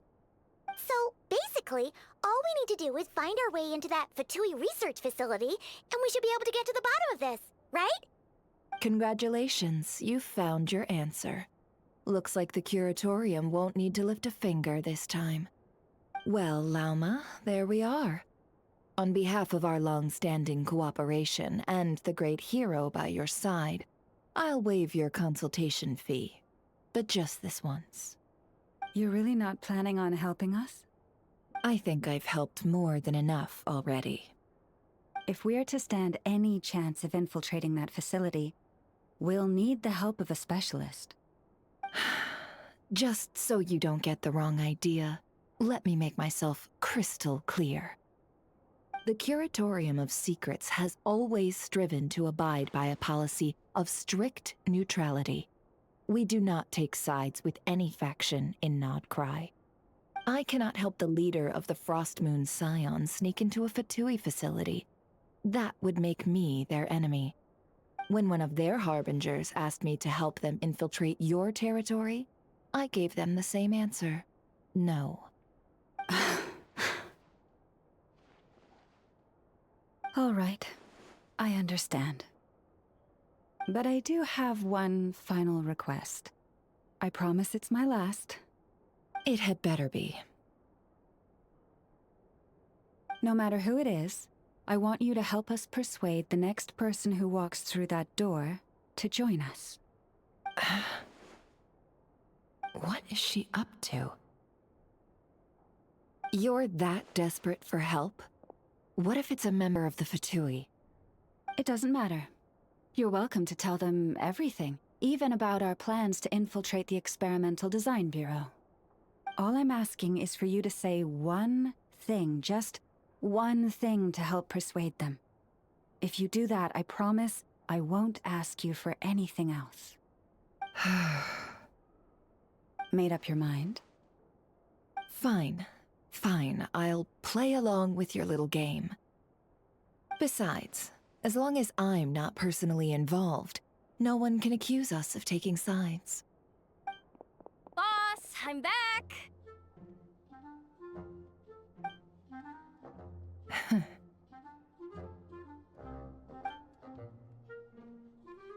You won't believe the luck I've been having today. Remember you sent me to find that runaway cat, yeah?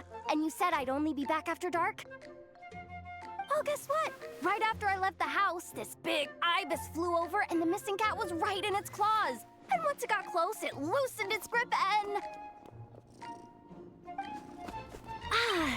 Boss, you're meeting clients. I'm so sorry. I'll get out of your way.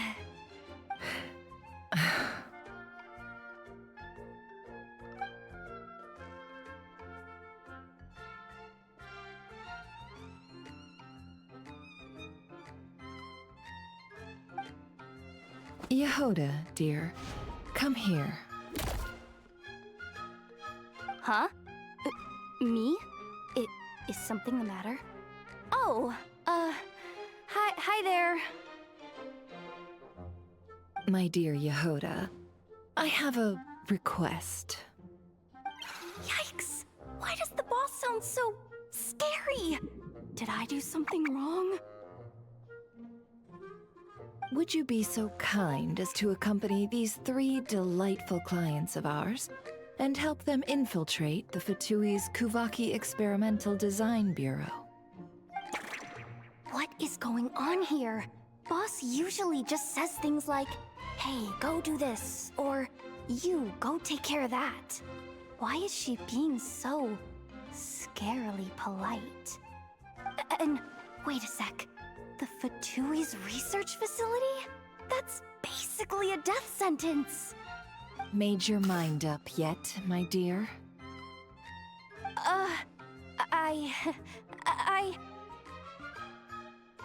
What is up with Boss today? Am I supposed to say yes to this? Or maybe it's because the mission's too risky, so she's actually looking out for me? Why is everyone looking at me like that? Is this some kind of test? I can't let the boss down. Can I? Have you made up your mind?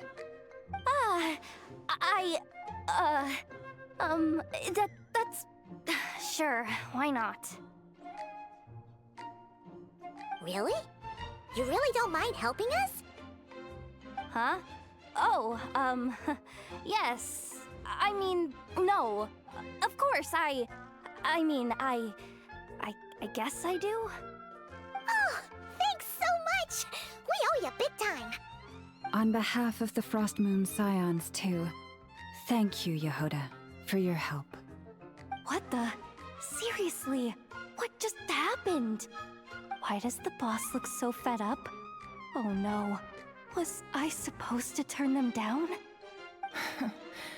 All that mentoring, time spent teaching her how to deal with different factions. In one ear and out the other. Never. You got what you wanted.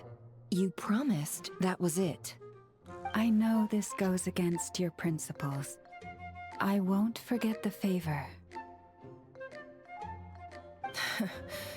Trying to get me to change my mind now? Of course not. I just wanted to say thank you. So, thank you. Oh. Yehoda, we'll leave the planning to you. Let's discuss the details elsewhere. Huh? Oh, okay. Oh, what have I gotten myself into? Oh, by the way, Yehoda, before you go... What is it, boss? You're fired. Huh? Effective immediately. As in, this exact moment. The curatorium will take you back, of course, but only once you've completed this commission for our 3 clients. What? Is there some issue? Well, here's the upside. Without me taking a cut from your commission, you'll earn more. Seriously? Can someone explain what's going on here?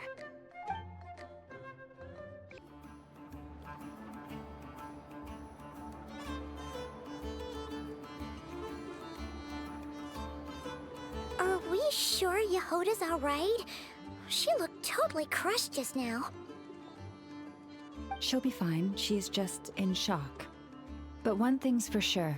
The Curatorium's professional standards are beyond question.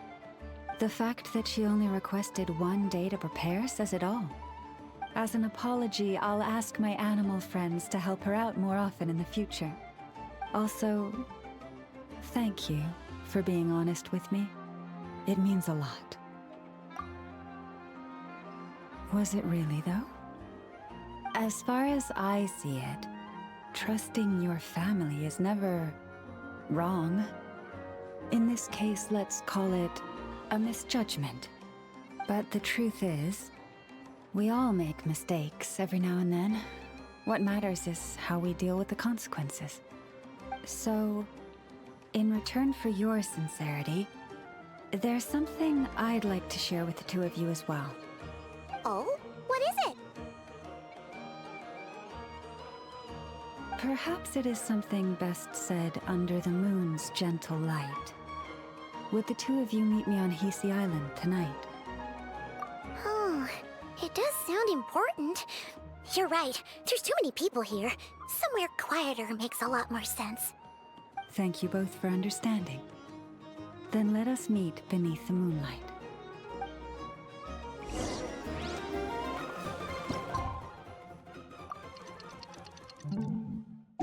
It's about time, and the moon's already up. Let's head over to the place we agreed to meet Lauma.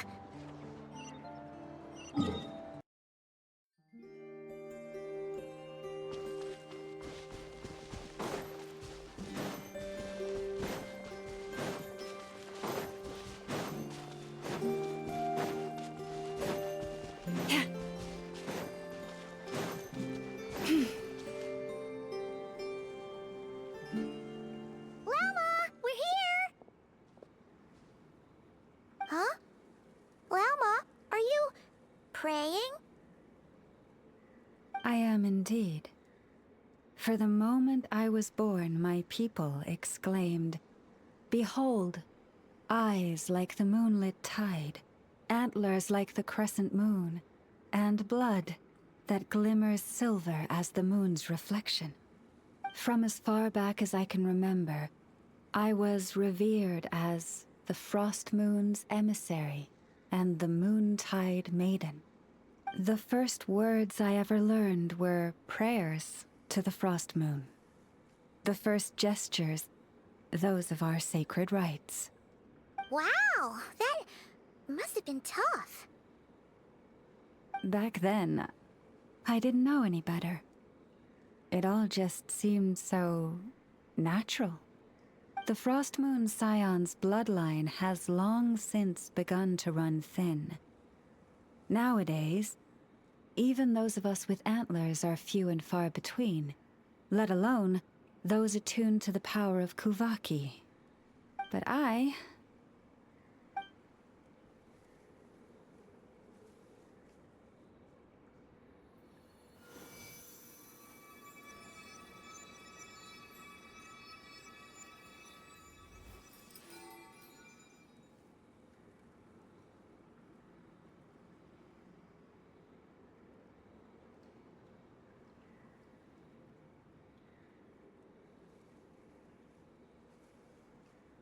Whoa!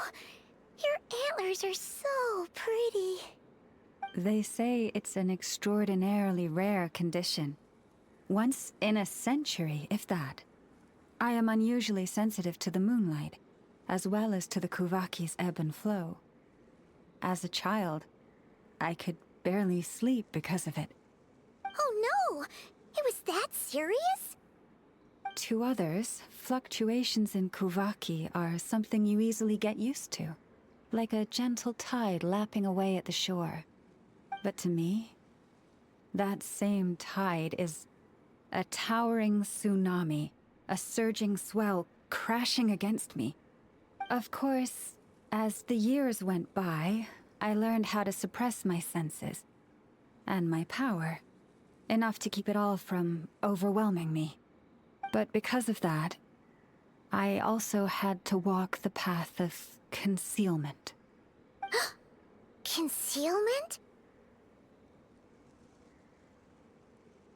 From the moment I was first taught to pray, my kin would point up to the night sky telling me, that Lauma is the frost moon, the last of the moons, the sole surviving truth.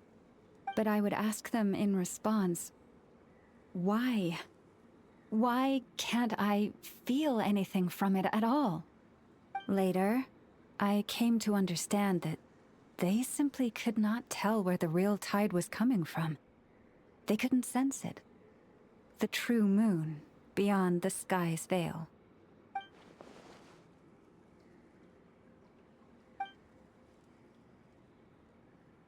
The moon is false. I reached that conclusion long ago. But there was no one I could tell. Not a single soul.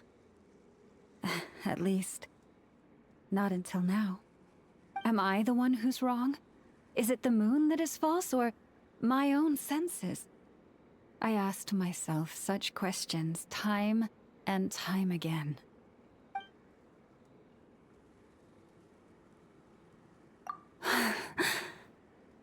Thank you. When you called yourself a descender, I had a feeling you might be able to confirm what I had always suspected. And now that you have, it's exactly as I imagined. I feel relieved. Oh, Paimon kinda gets why you couldn't tell anyone now. It's not easy to change people's minds on something they've believed for hundreds of years. That's what I meant by concealment. I knew too much, so I had no choice but to keep my people in the dark. Every prayer I offer feels like a lie to keep myself going.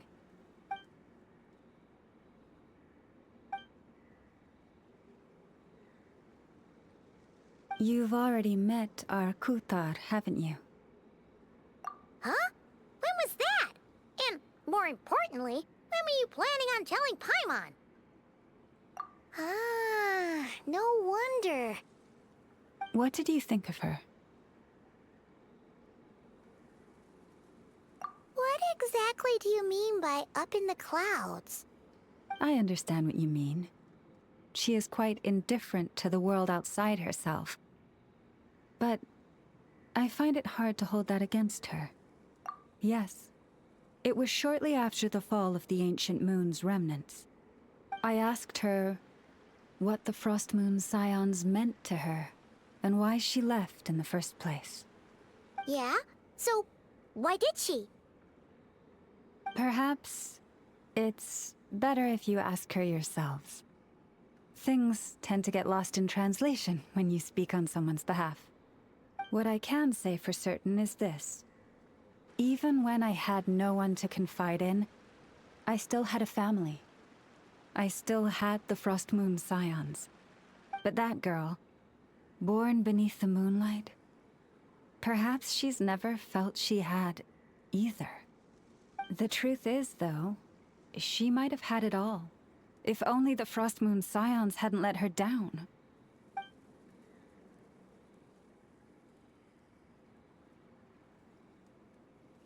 The Frost Moon Scions now walk a path of error.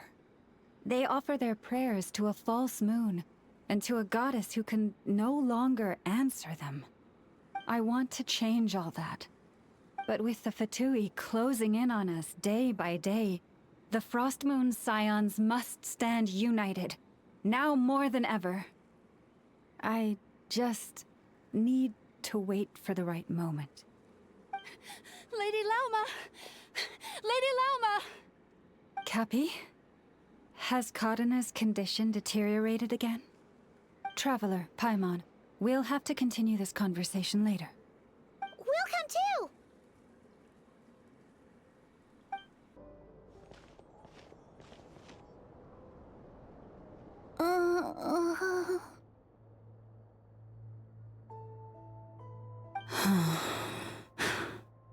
Why?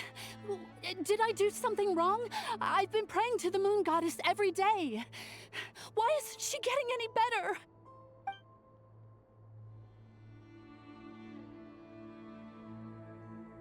Cappy, I need you to wait outside. I'm about to start her treatment.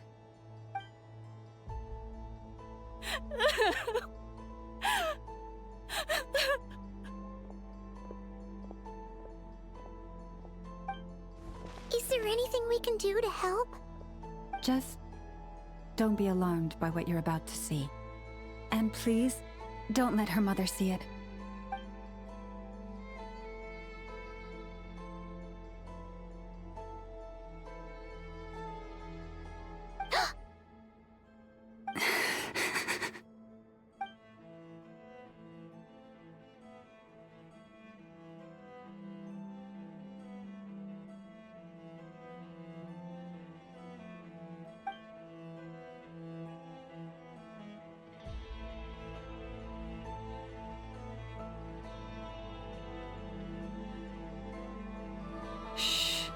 Please, help me keep this a secret. She looks much better now. But, Lauma, was that? A medicine prescribed by a local doctor. For ordinary people, my blood has the power to counteract any adverse reactions to Kuvaki.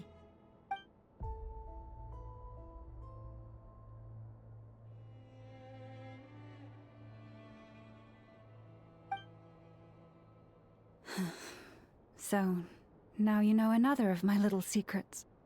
I had hoped to guide the Scions out of error before Karena's illness reached this stage, but clearly, I was too late.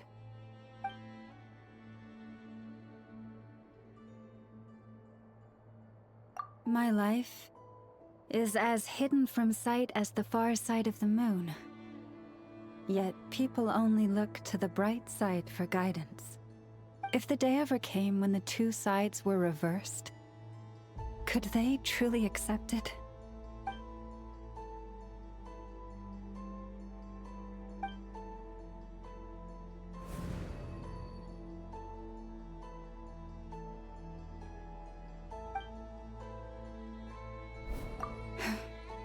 Hearing you say that puts my heart at ease. Mm-hmm.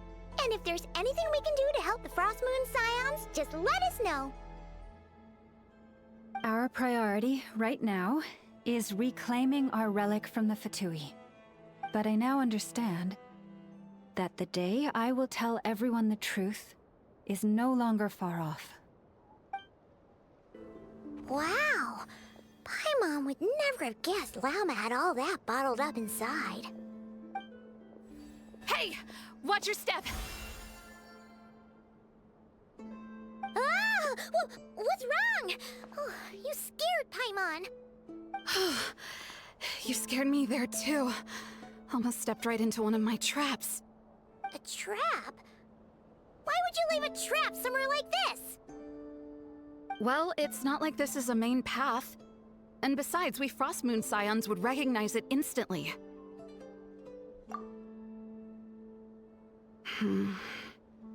Alright. You don't seem like you're with the Fatui, so I guess there's no harm telling you. Lauma asked me to set up these traps to keep the Fatui at bay. Oh! Come to think of it, their 3-day ultimatum is almost up now. Yes. Hopefully they'll back off when they realize we won't go down without a fight. Oh, you've done a lot for the Frost Moon Scions too, just like Lauma.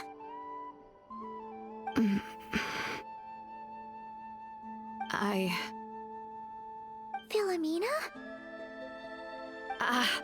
It's nothing. I was just wondering if any of this is really worth it. What do you mean? Our people. So many are stubborn, stuck in their ways, clinging to a truth they refuse to even question. Do they really deserve everything Lauma's doing for them? Well, yes, but even so, no. I shouldn't be saying this. Just forget it, okay? Bye. Huh? Why did I say all that? Or really, why am I still doing any of this? Either way, This will be my final night with the Frost Moon Scions. Wow, she sure took off fast. So, are we heading back to the flagship for a break, or what? Wait, you're not thinking of visiting that damsel light up in Cloud Cuckoo Land, are you? Huh. Given who she is, pushing her won't get us anywhere. Hey! Why don't we... Let's bring her something tasty! If she doesn't want to talk, we'll have to win her over with food. Hey, no harm in trying. At the very least, it shows we're trying to be friendly. Let's see... How about an F's 9.12 out of 10 berries and fried meat, the Frost Moon Scion's boon of the day, and one of your signature dishes? Your choice! Should be a good mix of meat and veggies. There's bound to be something she likes.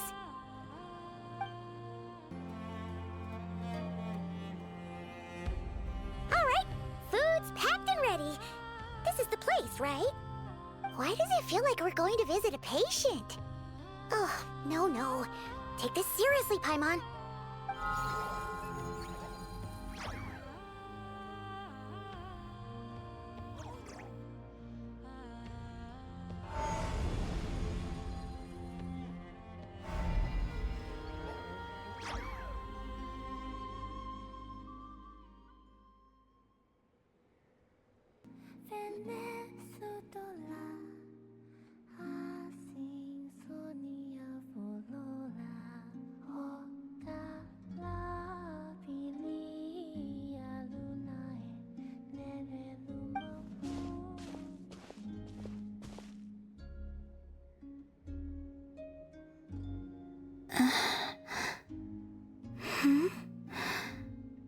Remind me, who are you again?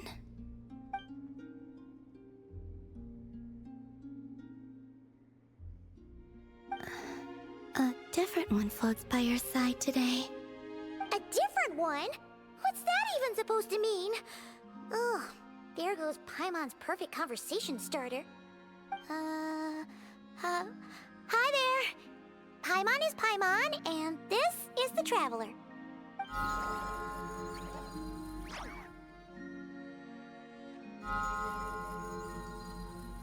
Oh, there you are. Between the two, I suppose you're cuter. Wait, what do you mean Paimon's less cute than that floaty thing? Columbina. What is it? What's your favorite kind of food?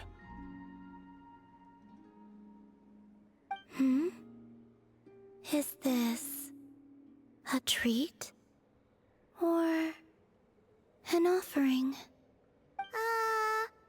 Let's go with treat.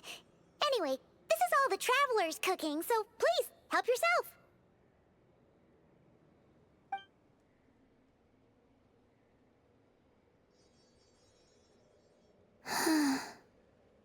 Oh, that wasn't exactly a yes, but she didn't turn it down either. What could she be thinking?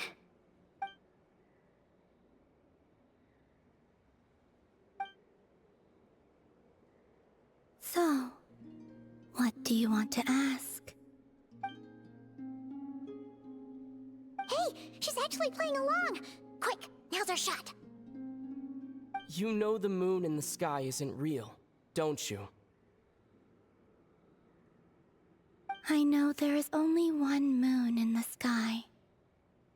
It is simply that some can see it, and some cannot. What does it mean to you?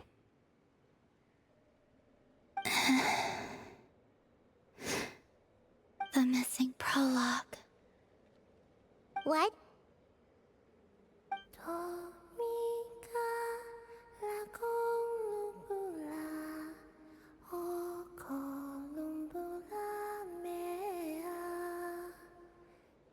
Huh?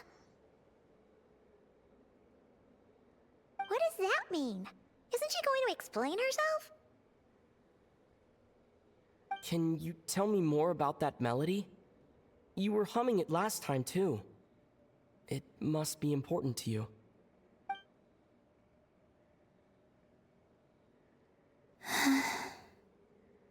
It is all I remember from the moment of my birth. A melody. A few lines of lyrics. Like a lullaby from a foggy dream. Oh, so who was singing it? I do not know. I have nothing else. Just that song. Huh? And the Frost Moon Scions who found me. They had nothing either, but hope. Before I even knew what was happening, they were already calling me their goddess. And I had no reason to decline. Like two lost infants unknowingly exchanged, I adopted their faith. And in return, they adopted me. But my adoption drops you into the story halfway through. What came before was scribbled onto the wrong pages, never even bound into the book. That sense of something missing only served to nurture their greed and doubt. And thus, I came to realize that this place was never truly my home. Greed and doubt? O Moon Goddess, forge weapons for us, drive out our enemies, and expand our lands. O Moon Goddess, heal our wounds, ease our suffering, grant us strength. They asked for everything, and I obliged. Until the day came when no answer could be given. If mortals can turn to the gods when they are powerless, then who do the gods turn to when they have nothing left to give? You've got Paimon there. In those days, the Frost Moon Scions cared more for faith than for truth.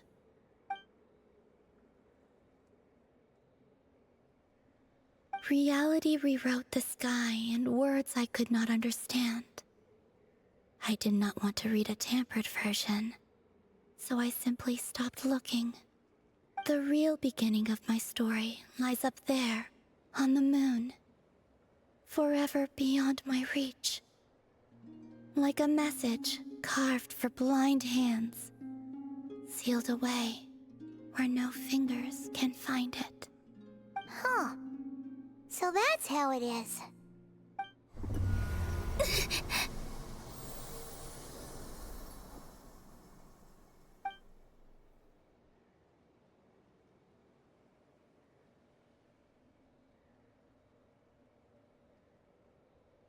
What's wrong?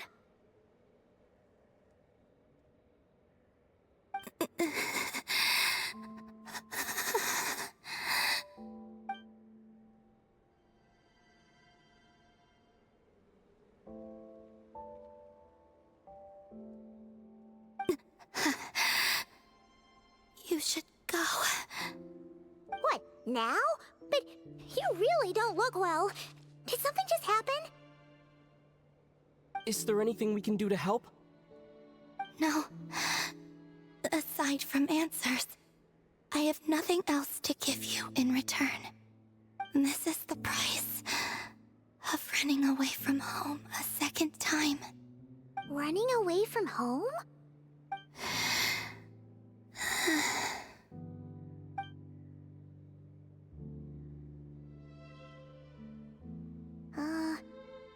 Is she heading towards the food?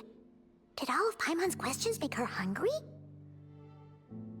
Do you still have many questions? I know I should offer more in return for your kindness, but I'm feeling a little worn out. Oh, we're so sorry about that. But Tsaritsa was right. Freedom always comes with a price. She said I could treat the Fatui as a second family, a second home. But in the end, they were no different. All they wanted in truth was my power as the moon goddess. I'd rather not dwell on such unhappy memories.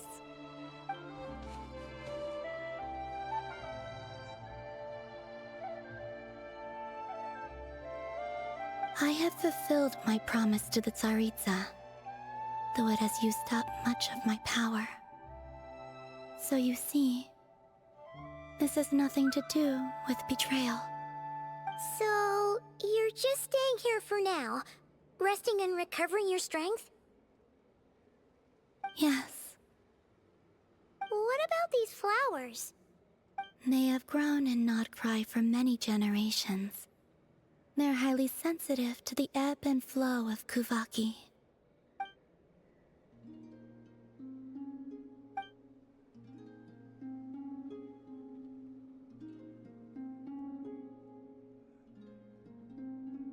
At times, I thought about using that relic the Frost Moon Scions had hidden away. I could sense the power within it. But going out is such a hassle. People might see me, and I promised Lauma I wouldn't show myself to anyone. Besides, I know it's gone now anyway. Really? Lauma asked you to stay in hiding? Uh-oh, she's looking back at the food again. But Paimon's still got some little crumb cookies here. You could have these for dessert if you wanted. Lauma said she wishes to change the Frost Moon Scions, which is why she asked me to stay out of sight. I don't really understand what she meant, and to be honest, it's not something that concerns me. But I wasn't planning to see anyone anyway. If they found their way here themselves, that's hardly my fault.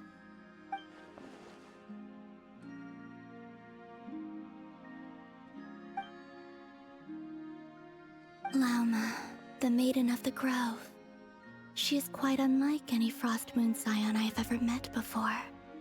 After hearing my story, she actually apologized for how the Frost Moon Scions treated me back then. She told us she feels like she's been living on the far side of the moon. Is that so? I actually got the opposite impression. She's been keeping her true power hidden away, afraid that people might be dazzled by its brilliance, and that they'd no longer be willing to look her way.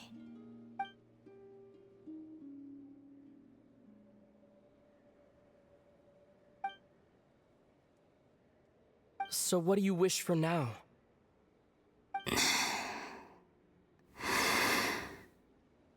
I wish to return to the moon, to the home where my story is written. Right now, that is all I wish for.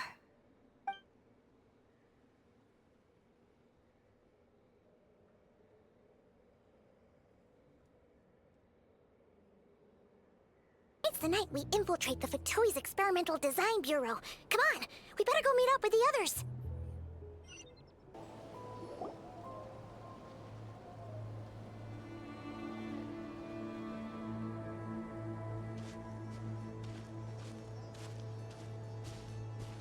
Huh?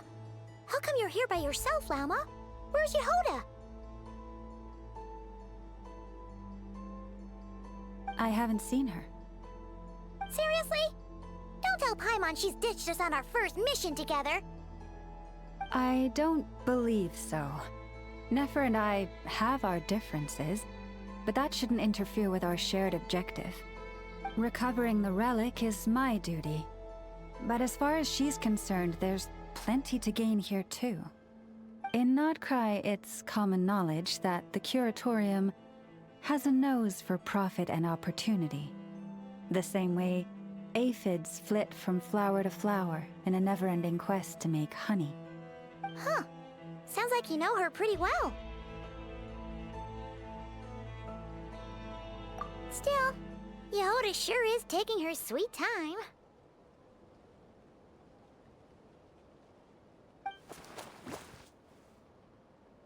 Hmm?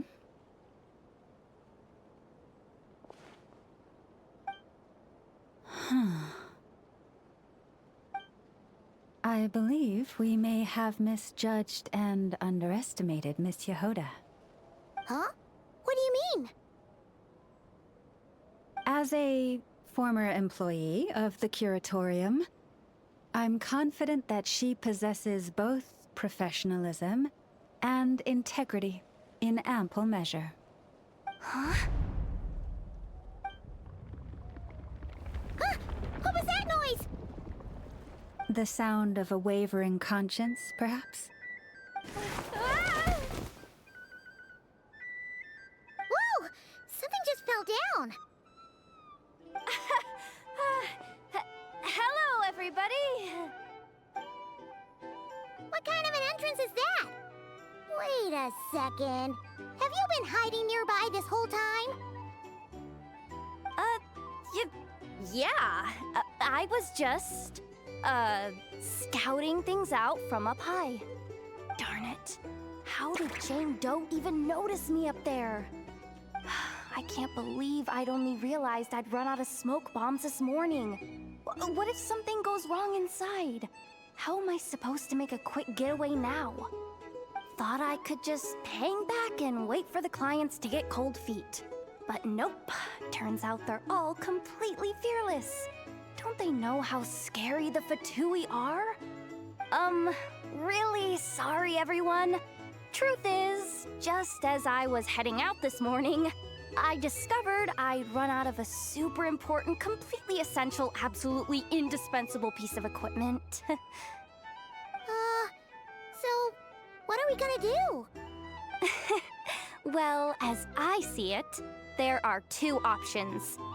Plan A is we take a detour to Nasha Town to restock, though who knows if any shops will still be open this late. Plan B is we call it quits right here, disband the team, and I'll go home. My place is only like a 10-minute walk from here, so...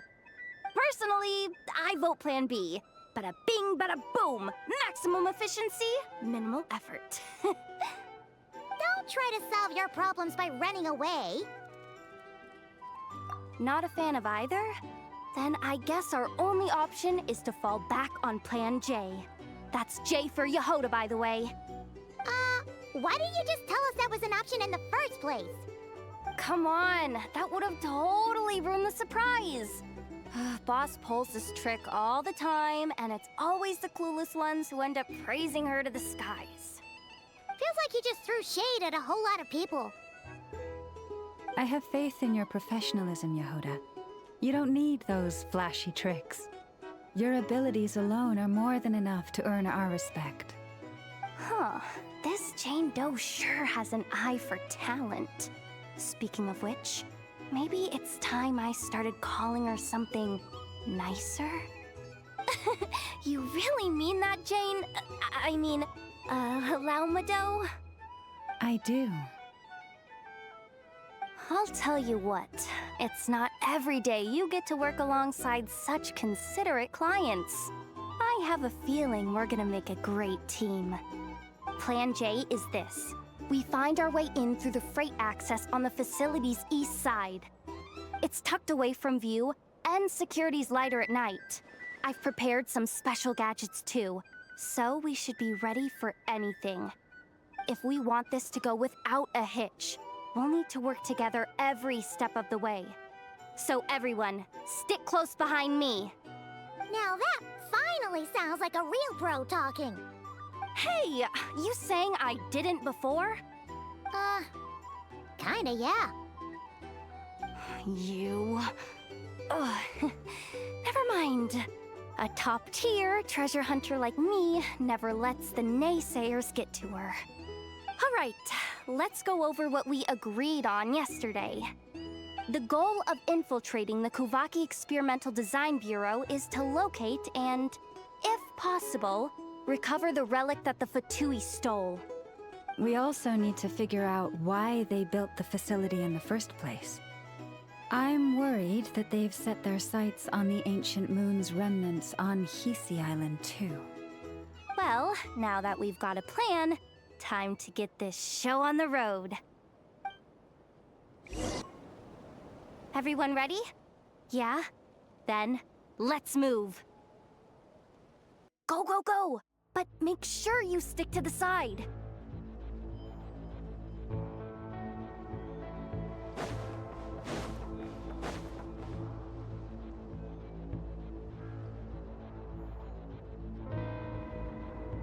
Just as I thought. There's a gate controlling access from the outside. Good thing I brought this keycard, huh? Well, technically, I stole it. But no need to tell them that, right? Blame that chump who thought it was a good idea to get wasted at the flagship during work hours. Ooh! Is it top-level clearance? Of course, that goes without saying. Let me read it out loud for you. Fatui Experimental Design Bureau number 183574, maximum clearance, maintenance intern. That doesn't sound very top-level to Paimon. Never underestimate interns. Even the most legendary of thieves started out as rookie pickpockets, you know? Besides, if it wasn't for this person's selfless generosity, we wouldn't be able to just waltz in like this, would we? Feels like you're trying really hard to change the subject. Allow me to teach you the first rule of treasure hunting. First and foremost, use every resource at your disposal.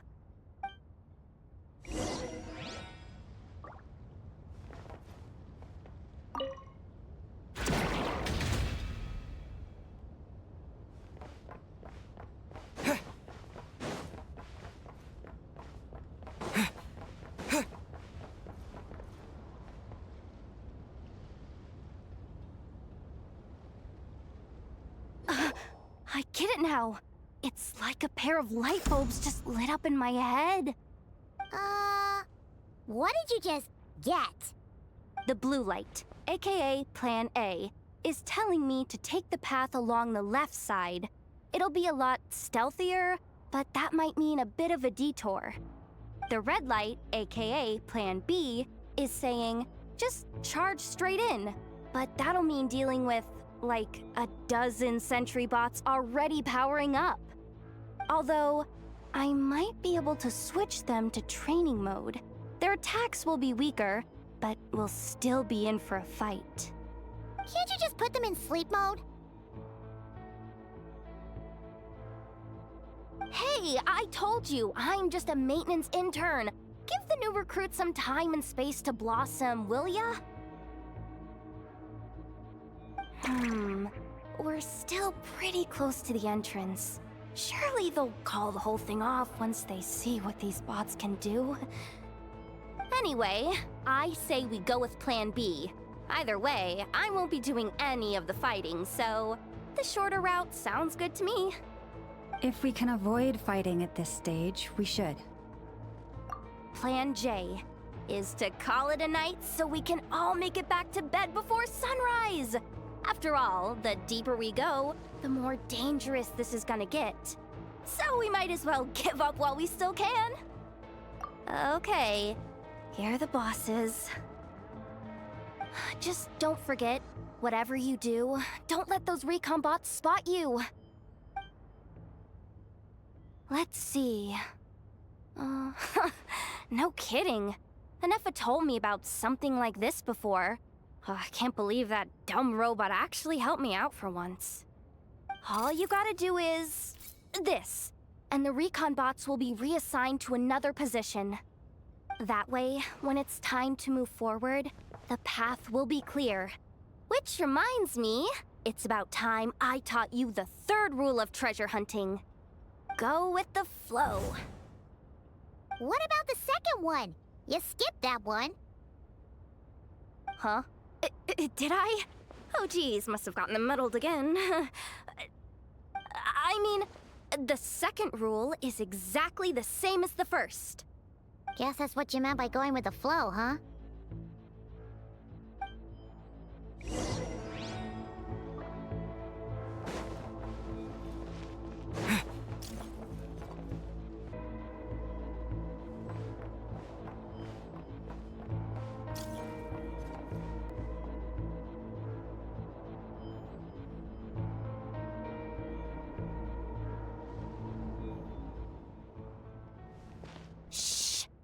someone up ahead. Has the lockdown been initiated? Move it, soldier! The cargo has already been transferred. The lockdown procedure is complete, Commander. That sector is now fully sealed. The night shift. Just our luck. Don't they usually handle deliveries during the daytime? There's not supposed to be anyone here. We've come this far already, and they're really trying their best. If I suggest backing out again, it's not gonna look good. Come on, brain. Think!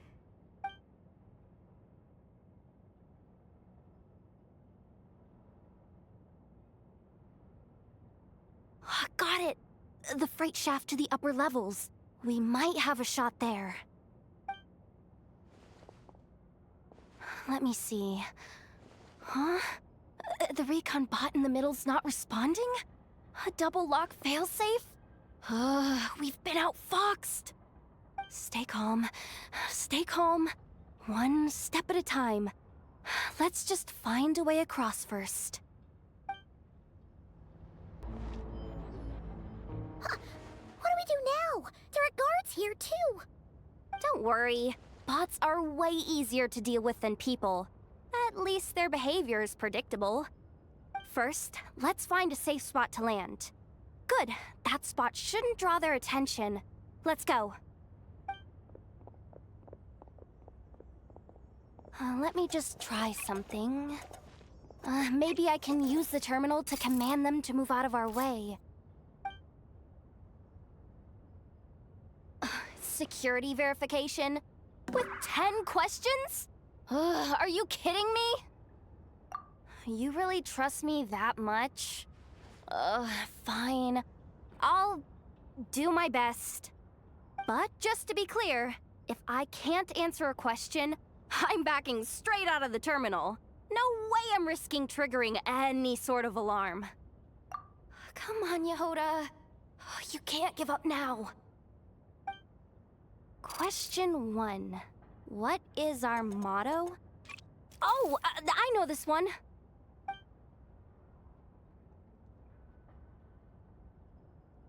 Question 5. The name of the harbinger in charge of this facility. Let's go with, Sandrone. This one should be... the Pale Star Edict. I've heard one of Boss's informants mention that before. Final question. Enter employee ID. And it's timed? Okay. 183574. Confirm. I actually got them all right? What a miracle. Not bad, Yehoda. Not bad at all. Guess you're an official maintenance intern now. Hey, that could be my personal plan B if I can't get my job back. Just kidding. The Fatui are awful. The bots have taken the command. They're moving off. Let's get going while the coast is clear.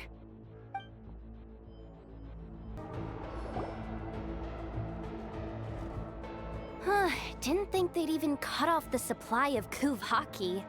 They're being really cautious. If we can somehow divert some emergency power into the system, we might be able to force boot this thing. What do you mean by force boot? How do I explain this? It's like dumping a whole bucket of water into an empty pool, so that the little ducky gets to swim around again. You should probably just ask Aino instead. So, we just need to find that bucket of water, right? Paimon thought your explanation was great. Kinda adorable. In a childish sort of way. Hey, you could have just skipped that last part. Here, bucket. Where are you hiding? Judging from the concentration of Kuvaki, over there. Wow, you can sense that, Laumado? That's incredible.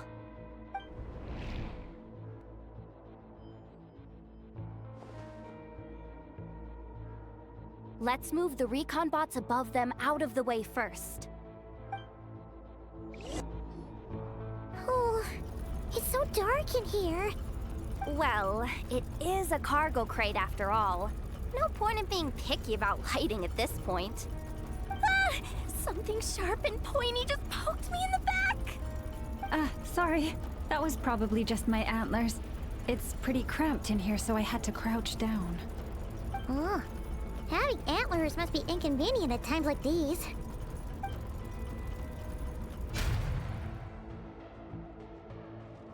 Ah! What's going on? Don't tell me something's gone wrong already. Looks like there was only enough juice in the emergency power supply to lift us this far up. Ugh. Awkward. Am I gonna get docked for this? Based on the boss's policy of docking pay for every screw-up, No, wait a sec. I've already been fired. Doesn't look like it's moving again anytime soon. I think we can get through if we follow the ventilation duct along the outer wall. The entrance has gotta be somewhere. Don't worry, this was totally part of the plan. Huh?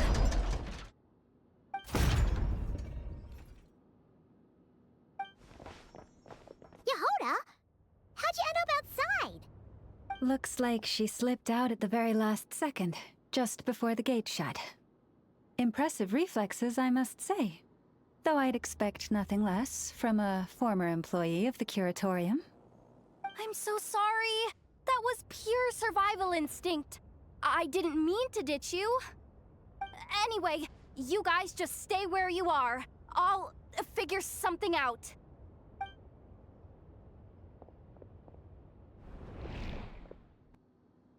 Hey, there's a terminal nearby. Hang tight! Can you hear me now? The duct security protocol has been triggered. The gate must have dropped when it detected a living presence. Wait, so we're trapped in here? I'm checking what I can do from this end. Watch out for the laser up ahead. What laser?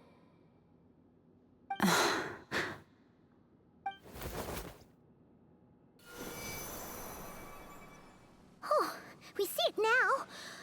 Good thing we didn't move. Got it. I think I understand the situation. Hang in there. Just one moment. This is killing me, but I think I've got it. I can try adjusting the direction of the Kuvaki flow inside the duct. If I've got this right, you might just be able to dodge the lasers by utilizing the Kuvaki's pull in reverse. Oh, Paimon thinks she gets what you mean. But I can't see where you are from here, so I'll need your constant input. Just tell me what to do. I'll follow your lead.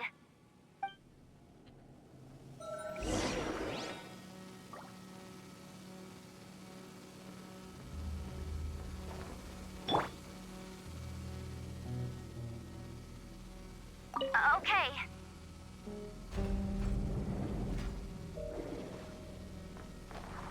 So, wanna grab dinner after our shift?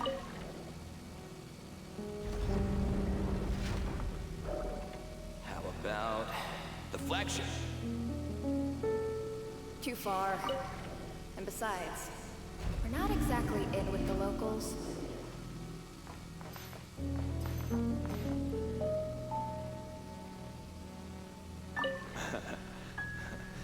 Then how about the staff cafeteria? Brimming with bright ideas, aren't we?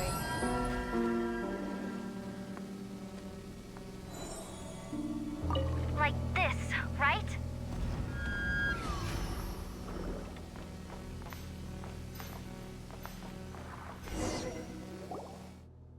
Oh, we made it to the other side. And all thanks to Yehoda. But the gate hasn't opened. How's she gonna meet up with us? Yehoda! No irregularities detected in the duct. Confirm. Confirm. Confirm. Ugh, just confirm the command already, you Useless excuse for a terminal? You piece of robo-junk! You mindless pile of scrap! What the? Insufficient clearance? Of course! I don't have the clearance! You oversized... Ow! Go with the flow, Yehoda. Go with the flow. If the others make progress, that's great. But you can't bank on it. You've never been one to depend on others. So it's about time you stepped up to the challenge. Deep breaths. Stay calm. My priority right now is getting my hands on a high-level access card. That way, I can override the security protocol. Senior maintenance staff. Only they can access the core sector. But hey, there's always someone careless enough to hide a spare key under the flower pot by the door. Which means there's a good chance there's a duplicate lying around somewhere in the control room. Even if I can't get into the control room myself, doesn't mean I can't rely on some external help. If I can take control of one of those guard bots, maybe I can use it to search for the access card. This is crazy, Yehoda! You're all alone. You've got nothing. And yet, you're charging ahead like fear's a foreign concept. Maybe that's exactly why. 'Cause I've got nothing left to lose! Confirm! Am I a genius? Whoa, this feed's super clear. Oh, this is gonna be a piece of cake. Wait a second. Oh, this thing's not a guard bot. It's a janitor bot.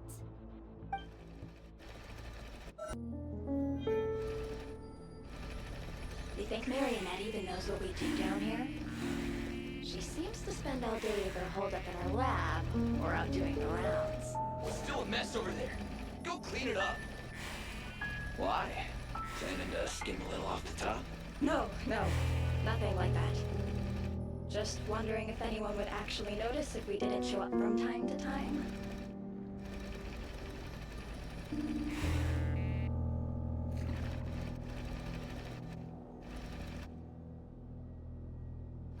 Let me see. Ah, there it is! Hey! Why'd you stop? You haven't finished sweeping that corner. But, I can see the card from here. Guess I have no choice but to swallow my pride and stay in character for now. Sweep up the crumbs by my feet. Yeah, good luck with that. What are you gonna do when they ask for a progress report?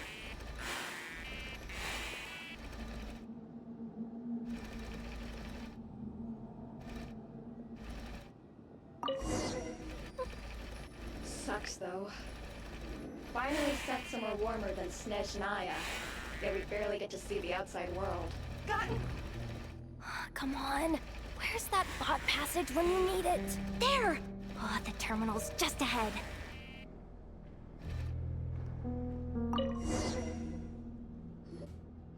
But will Yehoda be okay?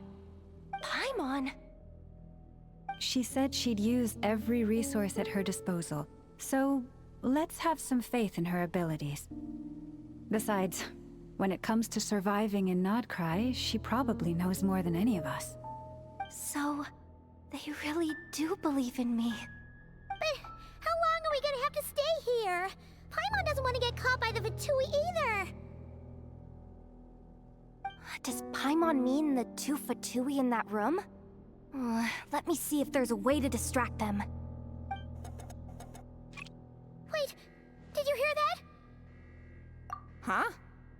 The alarm? What's going on? Let's go check it out.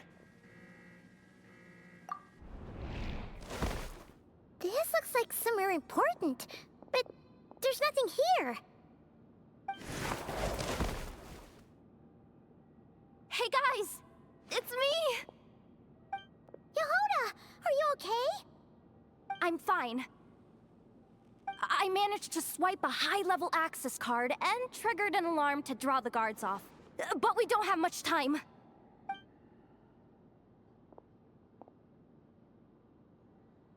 All right, looks like we can control the elevator. Come on, hop in. Let's take it further down.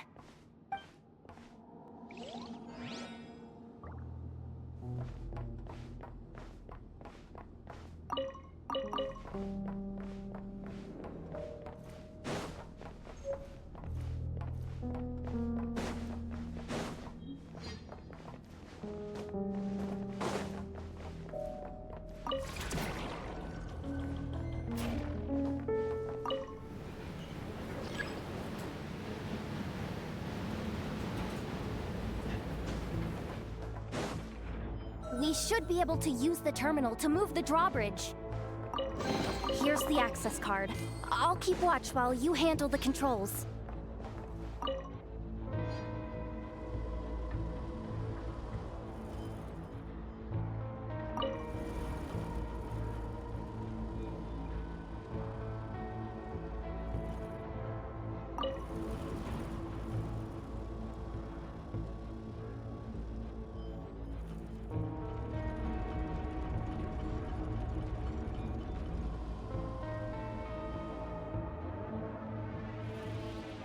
All done. Let's keep moving.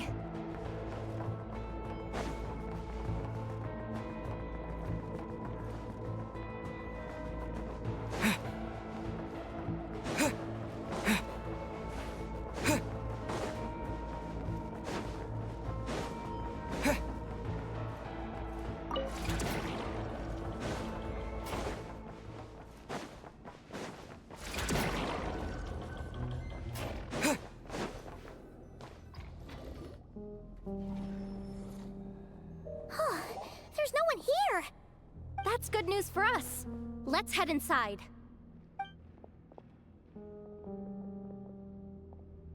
Looks like a rest area for the Fatui Zaprishniki. Huh? The terminal's still on?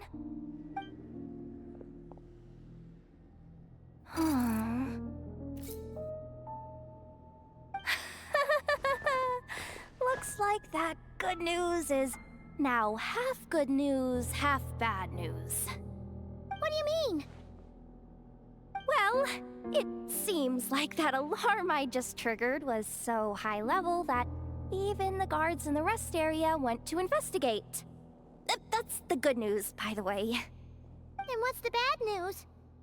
The bad news is that once they realize it was a false alarm, they're bound to circle back and check this floor. And then we're toast. So we've got to move fast here. If you need me to run a quick search, say the word. Analysis of Kuvaki extracted from the moon marrow suggests that its energy core bears some close relation to the power of the former Three Moon Sisters. It is suspected that there is a link between the Frost Moon Scion's hidden relic and the shattered remnants of the Eternal Moon. Come on, none of this is important right now. Just tell us where you hid the darn thing. Access denied. You do not have permission to view this data? Even with a high-level access card? Who does have permission then? Good idea. Pulling it right away. Wow. What's with that huge hollow structure down below? That might just be it. Secluded, out of the way. Exactly the sort of place they might be keeping the relic. Analysis of Kuvaki extracted from the moon marrow suggests that its energy core bears some close relation to the power of the former Three Moon Sisters. It is suspected that there is a link between the Frost Moon Scion's hidden relic and the shattered remnants of the Eternal Moon. Come on, none of this is important right now. Just tell us where you hid the darn thing. Access denied. You do not have permission to view this data? Even with a high-level access card? Who does have permission then? Good idea. Pulling it right away. Wow. What's with that huge hollow structure down below? That might just be it. Secluded, out of the way. Exactly the sort of place they might be keeping the relic. 264 pages! What is this? A novel? Can we just skip to the end? I'm flipping through it as we speak. Kuvaki, a weapon. Huh. Seems like the Fatui and Snezhnaya are trying to harness the power of the Light Realm to build some kind of weapon. The target of which is... Seriously? Insufficient clearance? Again? Ah, good idea! Pulling it right away. Wow! What's with that huge hollow structure down below? That might just be it. Secluded, out of the way. Exactly the sort of place they might be keeping the relic. Looks like that's about all our current clearance gives us access to. Based on what we know so far, it seems like the rest must be hidden inside that massive hollow beneath us. I could sense something beneath the water down there. Something unsettling. If they've gotten their hands on the moon marrow, odds are it's hidden down there too. And here I thought we were almost done. But nope, we're going deeper and deeper into the danger zone. Chin up, Yehoda. Once this job's done, you're buying yourself the biggest nod-crying hot dog in town. Deal's a deal.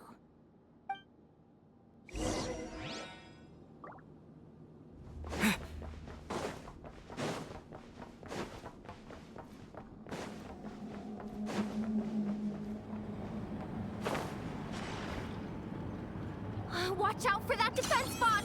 Ah! It's aiming right at us! You'll have to use Kuvaki to deflect its attacks back the way they came!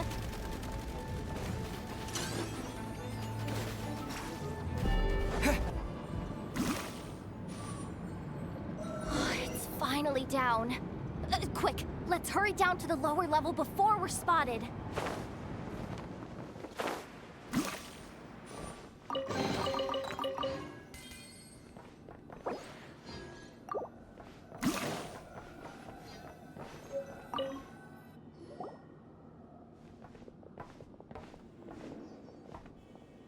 That switch looks suspiciously obvious. No way I'm pulling that. But you guys, go ahead. Hey, you spotted it first. Shouldn't you be the one to pull it? Not a chance. I'm just the guide, remember? At most, I'll help you look for an escape route. They don't seriously think pulling this thing's gonna lead to treasure, do they? I'd be amazed if it doesn't set off an alarm. Besides, I didn't even bring my smoke bombs. Which reminds me of the actual second rule of treasure hunting. Better safe than sorry.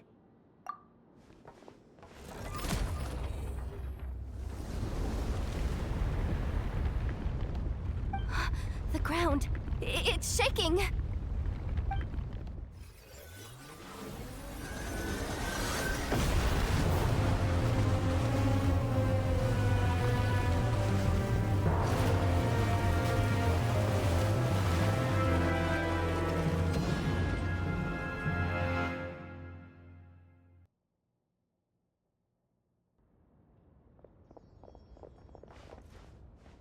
Wait, did the surface of the water open up? This is bad. This is really bad. I'm getting put on the Fatui's blacklist for sure. Don't worry, Yehoda. You've helped us so much. If they try anything, we'll protect you. Aww. Come on, I was just kidding. I'm tough, okay? Just haven't had the chance to show off my fighting skills yet. Me, afraid of the Fatui? Ugh, not a chance. I suspect the relic is hidden down below. Yehoda, your commission ends here. I am truly grateful for everything you've done for us. You don't need to put yourself in any further danger. I'm coming with you. This has nothing to do with the commission, or the danger, or Whatever. This has already gotten way out of hand, so I'm coming too. End of story. Aw, she's blushing. Hey! Zip it! Why'd you keep staring? Oh, you looking for a knuckle sandwich or what? Oh, come on, move it already.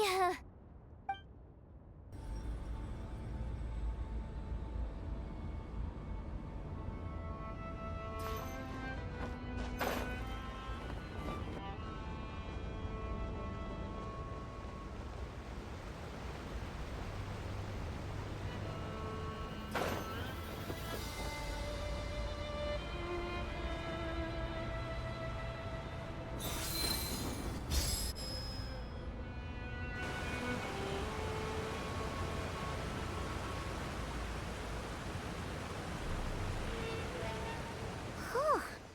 It's really deep down here. What is this place?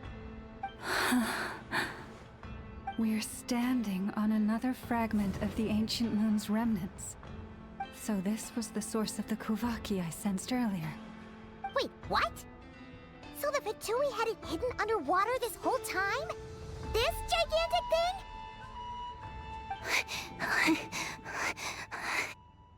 Yehoda, you've been kind of quiet since we got down here. What? Me? Have I? It's nothing. Really. We're doomed. How are we even supposed to get back up from here? Oh, my grappling hook's not nearly long enough. And if someone spots us here after all that commotion, we'll be sitting ducks! Oh no! That door's opening! Please don't say it's the Fatui! No, please, no! We finally made it here, and we're so close to getting the job done! I didn't risk my neck just to die before I've even had a chance to spend my reward!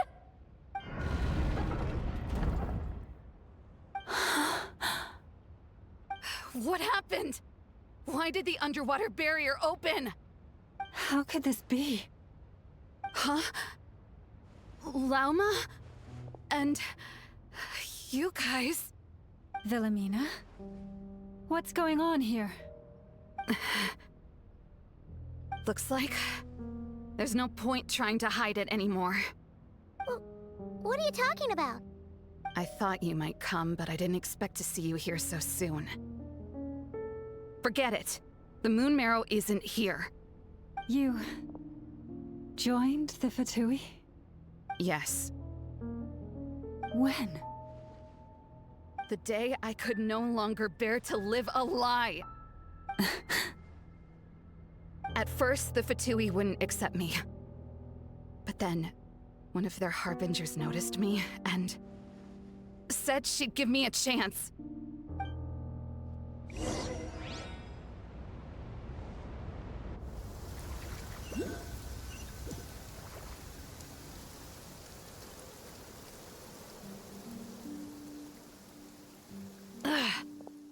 Lost them again.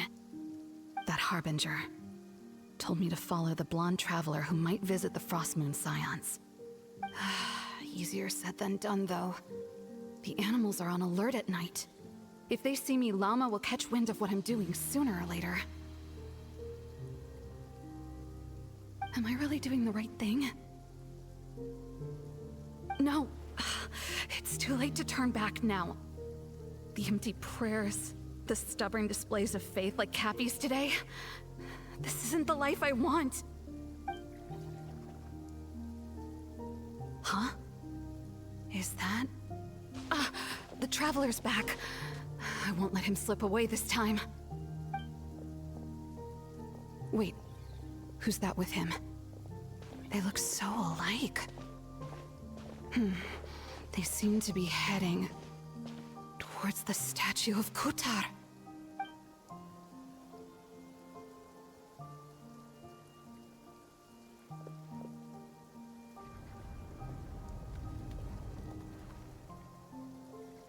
They've opened the secret chamber? But Wasn't it meant to be sealed? Wait a second. The moon marrow! Surely they're not after the moon marrow. I'd better go report this straight to... Hold on. If they do actually make it to the final room, then maybe I'll be able to get my hands on the relic. The one thing the Fatui have been after this whole time. If someone's going to take it, it might as well be me. This could be my ticket to joining them.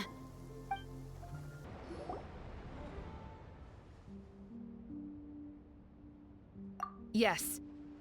And in your final moment of hesitation, I took the chance. And then you gave it to the Fatui? But when we talked to you before, you seemed so genuinely worried about Lauma. Because I thought she was as fed up with the Frost Moon Scions as I was. We grew up together, Llama.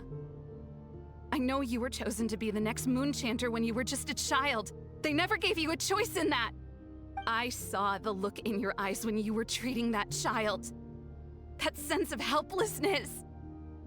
Surely you too must see that this blind, inherited faith of ours is simply holding us back.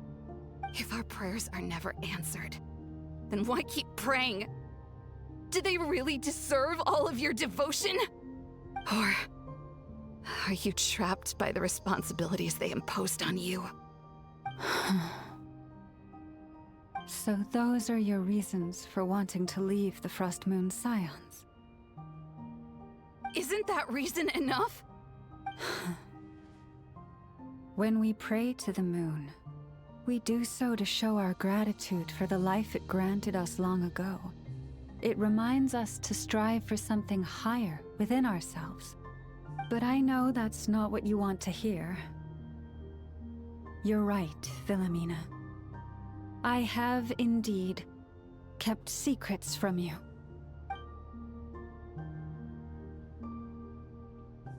I knew it. You don't want to be the Moon Chanter, do you? No, that's not it. I'm talking about the fact that the moon in the sky isn't real. What? You're saying... Huh? I've completely lost the thread now. Oh, do we really have to do this here? What if a Harbinger shows up? Oh, I'm not cut out for fighting big bosses! The pain you sensed in me was the pain of hiding this truth. If what you're saying is true, then you already knew that the Frost Moon Scions wouldn't believe any of this. Why didn't you just leave like I did? You don't understand, do you? That's the difference between us, Philomena. I care about the Frost Moon Scions. They're family to me. It hurts because I care. And that's why I chose to hide the truth. But now I understand that was a mistake. My family deserves to know the truth. I shouldn't have tried to hold it all together with empty prayers. Are you trying to say that I only ever cared about myself? There's nothing wrong with that in itself. No one would have tried to stop you from leaving. But you did not have to stab us in the back like this. We've been spotted! I knew it. I just knew it. Oh, what now? If a Harbinger shows up, I'm out of here. No darned relic is worth dying over. Looks like I misjudged you, Llama. I didn't think you had it in you to stand up to your fate. Turns out, you are a great Moon Chanter after all. But you were right about one thing. I haven't considered Hisi Island my home for a long, long time now. Bosses, time to go. I will change the Frost Moon Scions,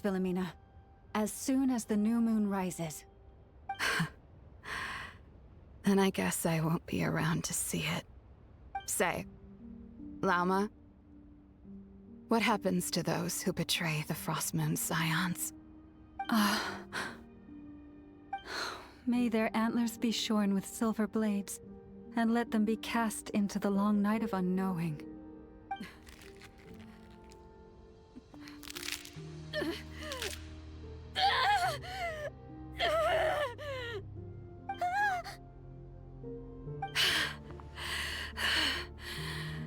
I have honored the ways of the Frostmoon Scions one last time.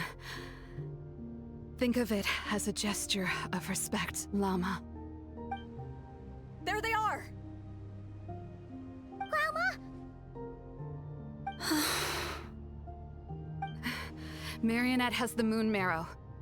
She went to Starsand Shoal. Don't flatter yourself now. I'm not trying to atone. I just don't believe you'll actually be able to change them.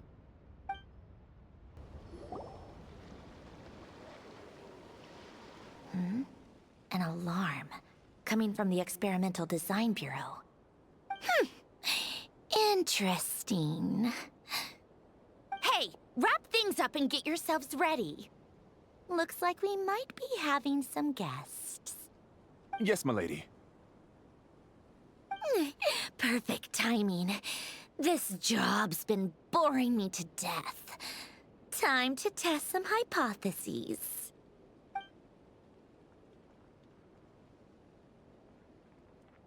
Bosses! I mean, esteemed clients. I mean, generous benefactors. Wait up! Come on! Sure you don't want to consider heading home first and coming back another day?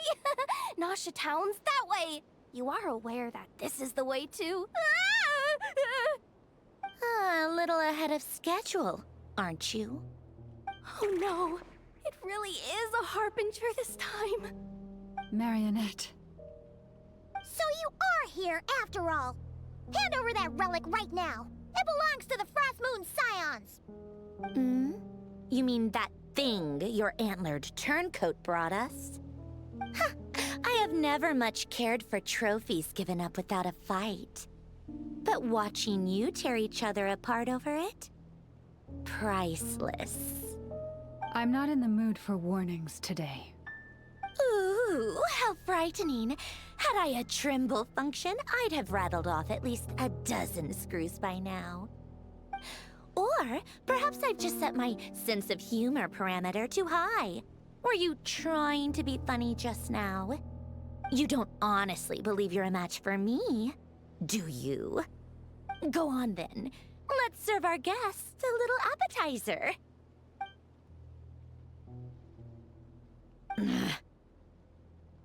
Hey, didn't you hear me? I said let's serve our guests a little... What's going on? Oh no. Watch out! It's the Wild Hunt!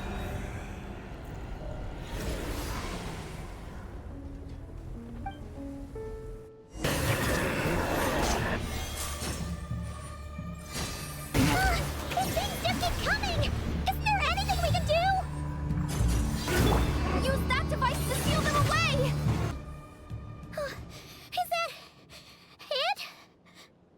Oh, at least that's what the Lightkeeper's Handbook says. Careful! It's not over yet!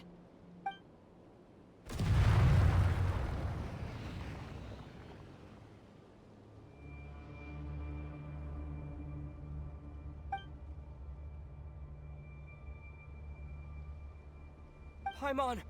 Lauma! Yehoda!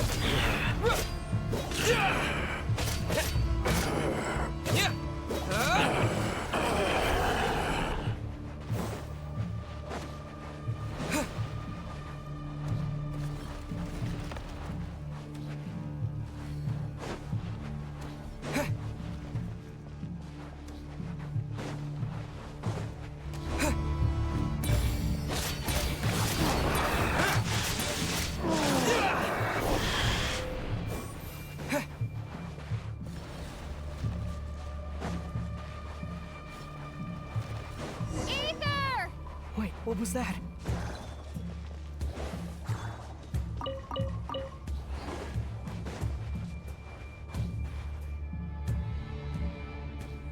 Ether! Over here! Lumine!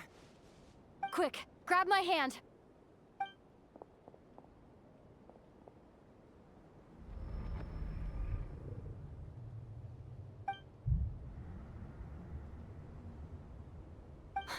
Ether? What's wrong? Why are you here at all, Lumine? What do you mean? If I may be so bold, what does family mean to you? Why were you after the moon marrow that night, Lumine? Among those who entered the final chamber, there was either someone with impure intent, or else an abyssal presence. We can talk about that later. Tell me why, Lumine.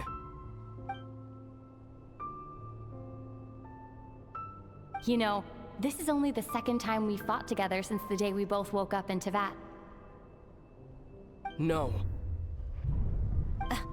Ether? But when I found you, you were still in hibernation.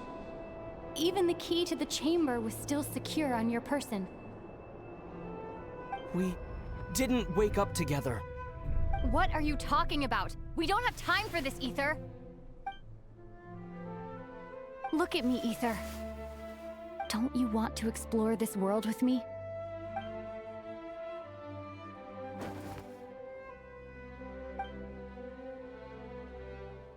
You think I'd lie to my big bro?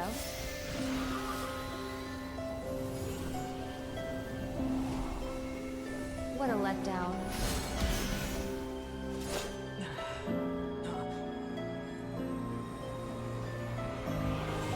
Go get it for me, Ether.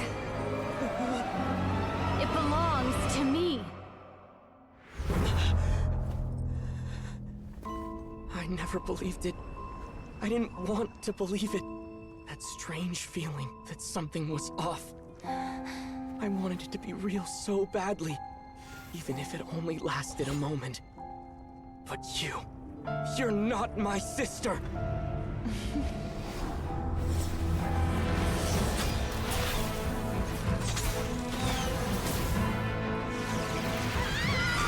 Moon goddess, please save us!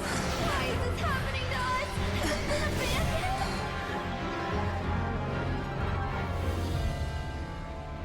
The cold night should be our blessing, yet only confusion and sorrow remain.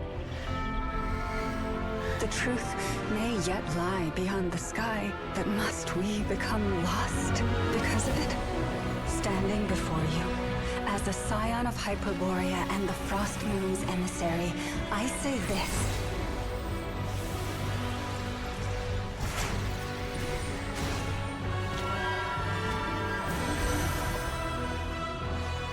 Should the false sky above dim the light of the moon, then from silver blood that flows as rivers, let us weave moonlight anew.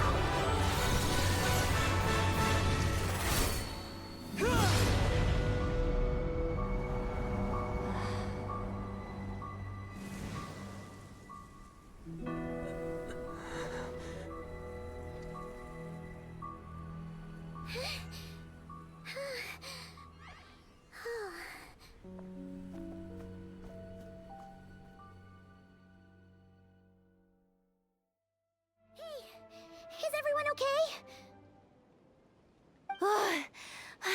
Think I saw my life flash before my eyes there. Oh, good thing Laumado was there to save the day. Are you all right, traveler?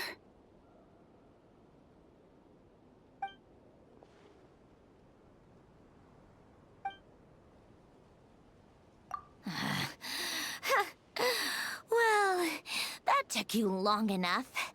Seriously, how many of you are there? Pathetic. Oh no. Oh, I spoke too soon. Totally forgot we still have a Harbinger to deal with.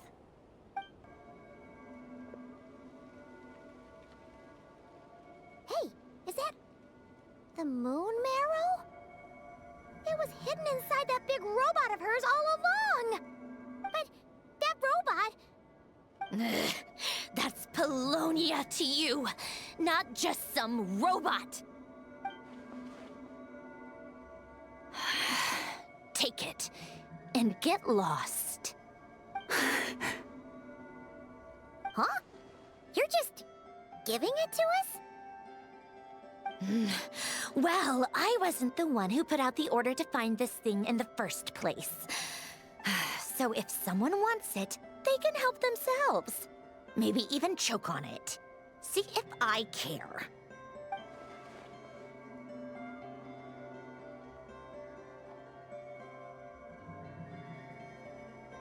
So, are you waiting for me to change my mind or what? I'd be more than happy to pick up where we just left off.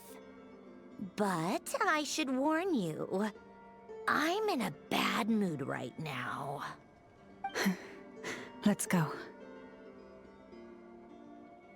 Fine by me. Totally, completely, absolutely on board with that.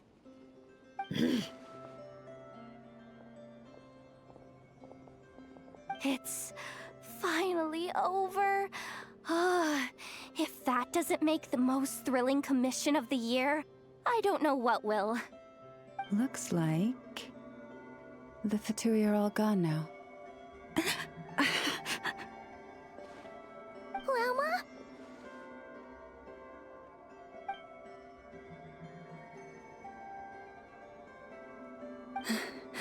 I'm all right. It's just been so long since I truly felt the power of the moon. I thought I sensed the wild hunt nearby. Don't tell me you've already taken care of it. Hey, it's Flint's! Hey, he's that Ratnik. Unless I am mistaken, you are the Moonchanter of the Frost Moon Scions, are you not? May I ask, what is that in your hand? Please, don't get me wrong. I've been tracking the wild hunt lately, and I've come to suspect that its actions aren't as aimless as they might seem. When I saw what you were holding, I could not help but start connecting the dots.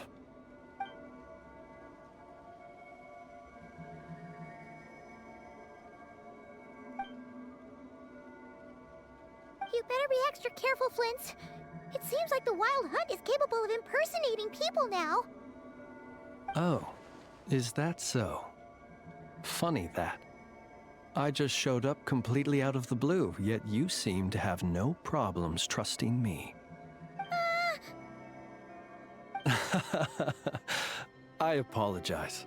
I shouldn't be making jokes like that right now. Anyway, I understand. Thank you for the tip-off. It seems that the Wild Hunt has somehow changed in nature. I'll have to report this to HQ right away.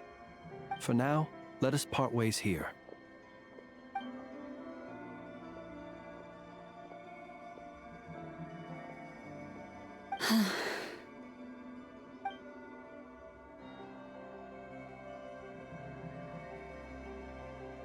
That little joke of his just now sure scared the bejeebies out of Paimon. Are all the Redniki and Nokrai like that? They're usually stationed in remote areas and tend to keep to themselves. So, it's not surprising they end up a little eccentric? No, he's different. Really? How so? The animals. They've told me they're afraid to even go near him. Huh? That's not the price we agreed on. What do you think you're playing at? Dear Miss Yehoda, if you manage to return the object of your next commission intact, then I assure you your reward will be paid in full. It wasn't my fault. How was I supposed to know a bunch of monsters were gonna jump me out of nowhere and knock me into that river? Might I also ask that you don't spread so much misinformation to our clients when you're escorting them in the future? I wasn't spreading misinformation. most of what I said was based firmly on the truth. The master bandit who has stolen from every town and village in Nodcry. That was just me trying to sound cool. No one told me the client was from the Fontaine Guards. She wouldn't stop questioning me the whole way. That woman takes herself too seriously. No sense of humor at all. I can't believe she asked the guild to revoke my membership. The fixer who protects all of Nasha Town. I was talking about Boss Neff. I was telling the client about her. Regardless, Miss Yehoda, if you wish to take on any more commissions in the future, it would be best. I know. Be careful what you do and say. Boss Neff's always yammering on at me. But my mouth gets all itchy when I don't use it too long. Perhaps you could take a few pointers from our experienced adventurer here. The Traveler? I guess he's not the worst person to learn from. But you're gonna need to wait for me to take this reward back to Boss Neff first. She ain't gonna be happy that it's not the full amount. I feel a lecture coming. Oh, you're back. I just made you all a pot of tea. Better drink it while it's hot. Boss Neff, you wouldn't believe how scary our day has been. Seriously, I am never, ever taking random jobs like that ever again. You hear me? Oh, come on now. You even faced the wild hunt and lived to tell the tale. What's left to be afraid of? Wait a sec, how did you? Oh, right. Like you told us before, your business is dealing in information. Huh? Boss Neff? The teacups? Why is there one missing? Did you think I wasn't coming back? My. How could you think that of me? You know the rules. If a member of staff wants tea, they pour it themselves. Your cup's sitting safe and sound right there, in the cupboard. Member of staff? Does that mean you're accepting me back? Wasn't that the deal? Boss Neff! You're the best boss ever! You never change, do you?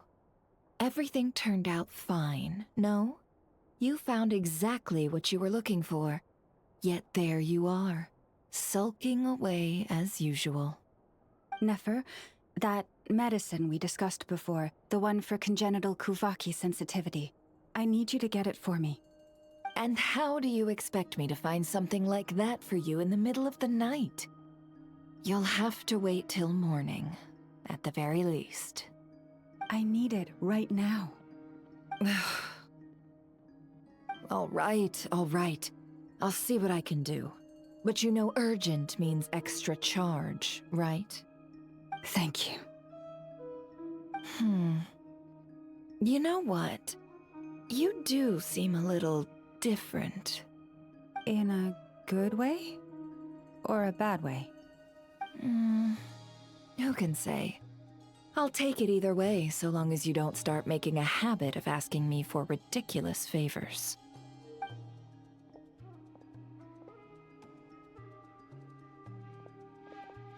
Traveler, Paimon, a lot has happened these past few days. I don't know what I would have done without you. Hey, don't mention it. That's what we're here for.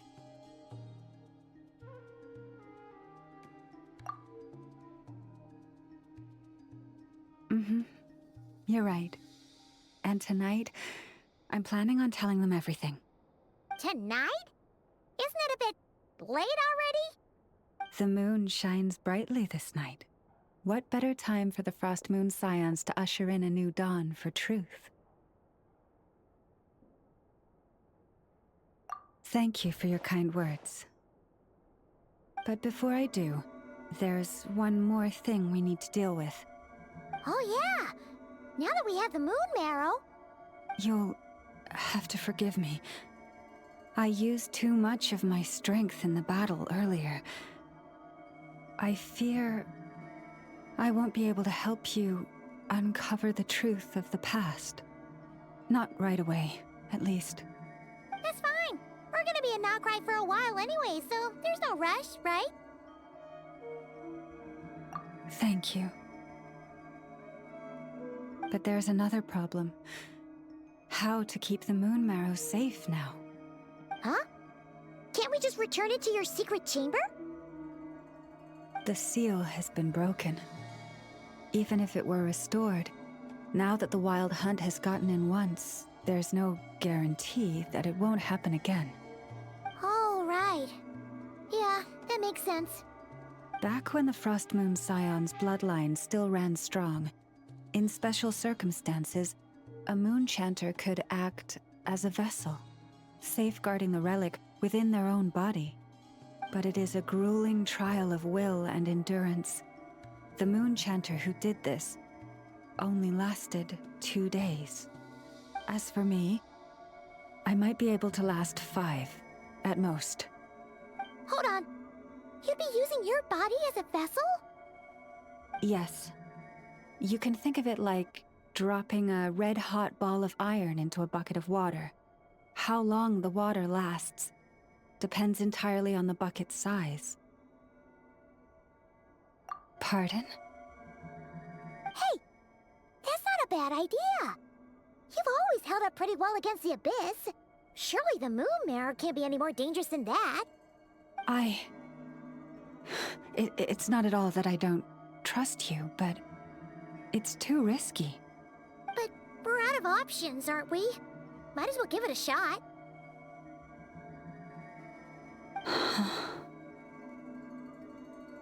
All right. Well, I'll be right by your side. If anything feels off, please tell me immediately.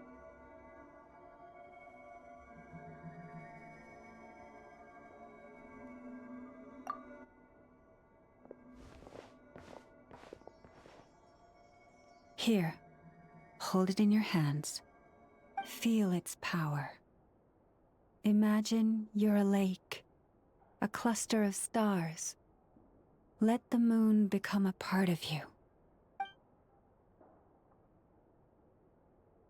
Whoa! It went into your body! How is that? Are you feeling any discomfort?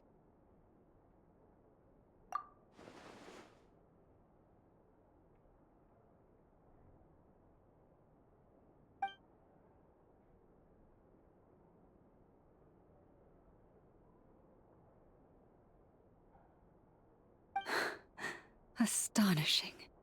Not even the slightest hint of lingering fluctuations. It's as if all that power just sank to the bottom of the ocean. Well, looks like we won't have to worry about the Wild Hunt catching its scent now. Phew! Paimon knew you have special abilities, but still, you never fail to amaze. Hmm? Did I miss something just now? Yes, and it was nothing short of a miracle. Not something I'd be interested in then. Anyway, here's the medicine you asked for.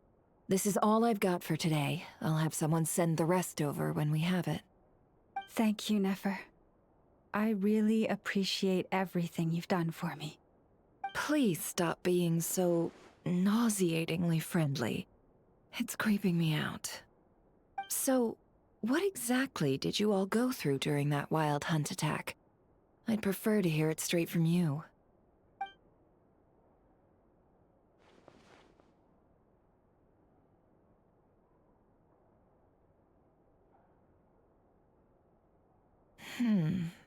A phantom that can mimic the appearance of others.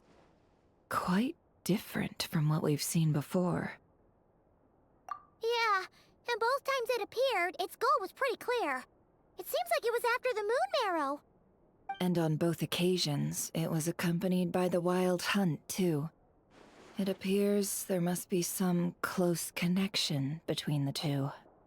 I must say, I don't often see you look this serious, never. Too late in the day for thinking, that's all. We'll pick this up again later. You all feel free to keep chatting, though. Just don't forget to lock up when you leave. On that note, Traveler, please keep the moon marrow stored within your body for the time being. We'll take it back off your hands as soon as the wild hunt's been taken care of. Once and for all. Of course. Anyway, if the two of you will excuse me, I'm heading back to Hisi Island now. It's time I came clean with the Frost Moon Scions. Hey, we're coming with you! Though, guess we won't be able to do much more than cheer you on from the sidelines. That alone means more to me than you could ever know.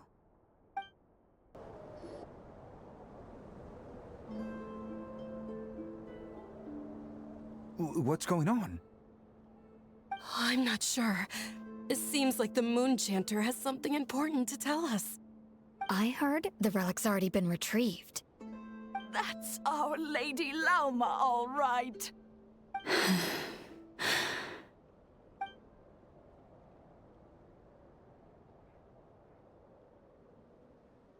Noble scions of the Frost Moon, my kin beneath the moonlight, I hereby declare the truth to you.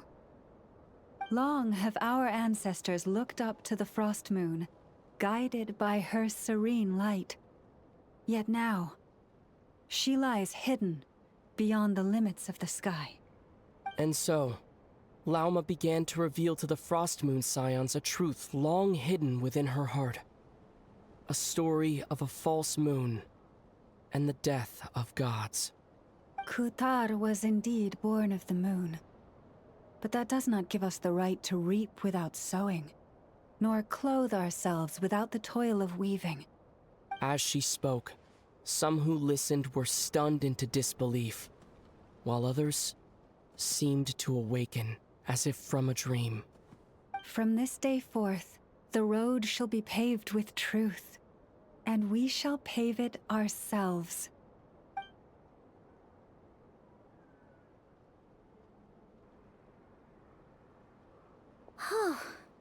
After everything Lauma said last night, Paimon wonders how everyone's adjusting. Still, judging by their reactions at the time, it didn't seem as intense as Paimon might have imagined. Says a lot about how much trust she commands, huh? Hey look! It's Lauma! Welcome, both of you. The animals were most lively this morning. They told me of your coming. Nothing too dramatic happened, did it? No one took it so hard that they went on a binge-eating rampage and ended up cleaning up the whole pantry? Or something? Hey! Paimon's just trying to lighten the mood. Thank you for your concern. Change doesn't happen overnight, and new ideas need time to take root. But nothing as extreme as that has happened, no. Although... although what? Well, just as I thought might happen, some have chosen to leave the Frost Moon Scions for good. For them, losing their faith was like losing their home. Confusion, frustration, helplessness. I saw it all, reflected in their eyes. Oh. I respect their choice. May they carry the Frost Moon Scions' blessings far and wide, should they be willing to do so. If we meet again someday, perhaps we will be able to sit together and share stories once more. Others sought me out afterward, though, and thanked me profusely for sharing the truth with our people.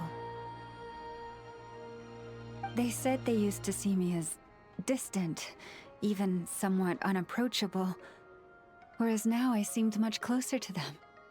Like a friend, or even a family member. Sounds like a win overall! Paimon thinks you did the right thing, Lauma. Thank you. Though, I wanted to ask, do I really come across as distant? Well, maybe just a little. To people who don't know you, you are kind of tall, especially if you consider the antlers.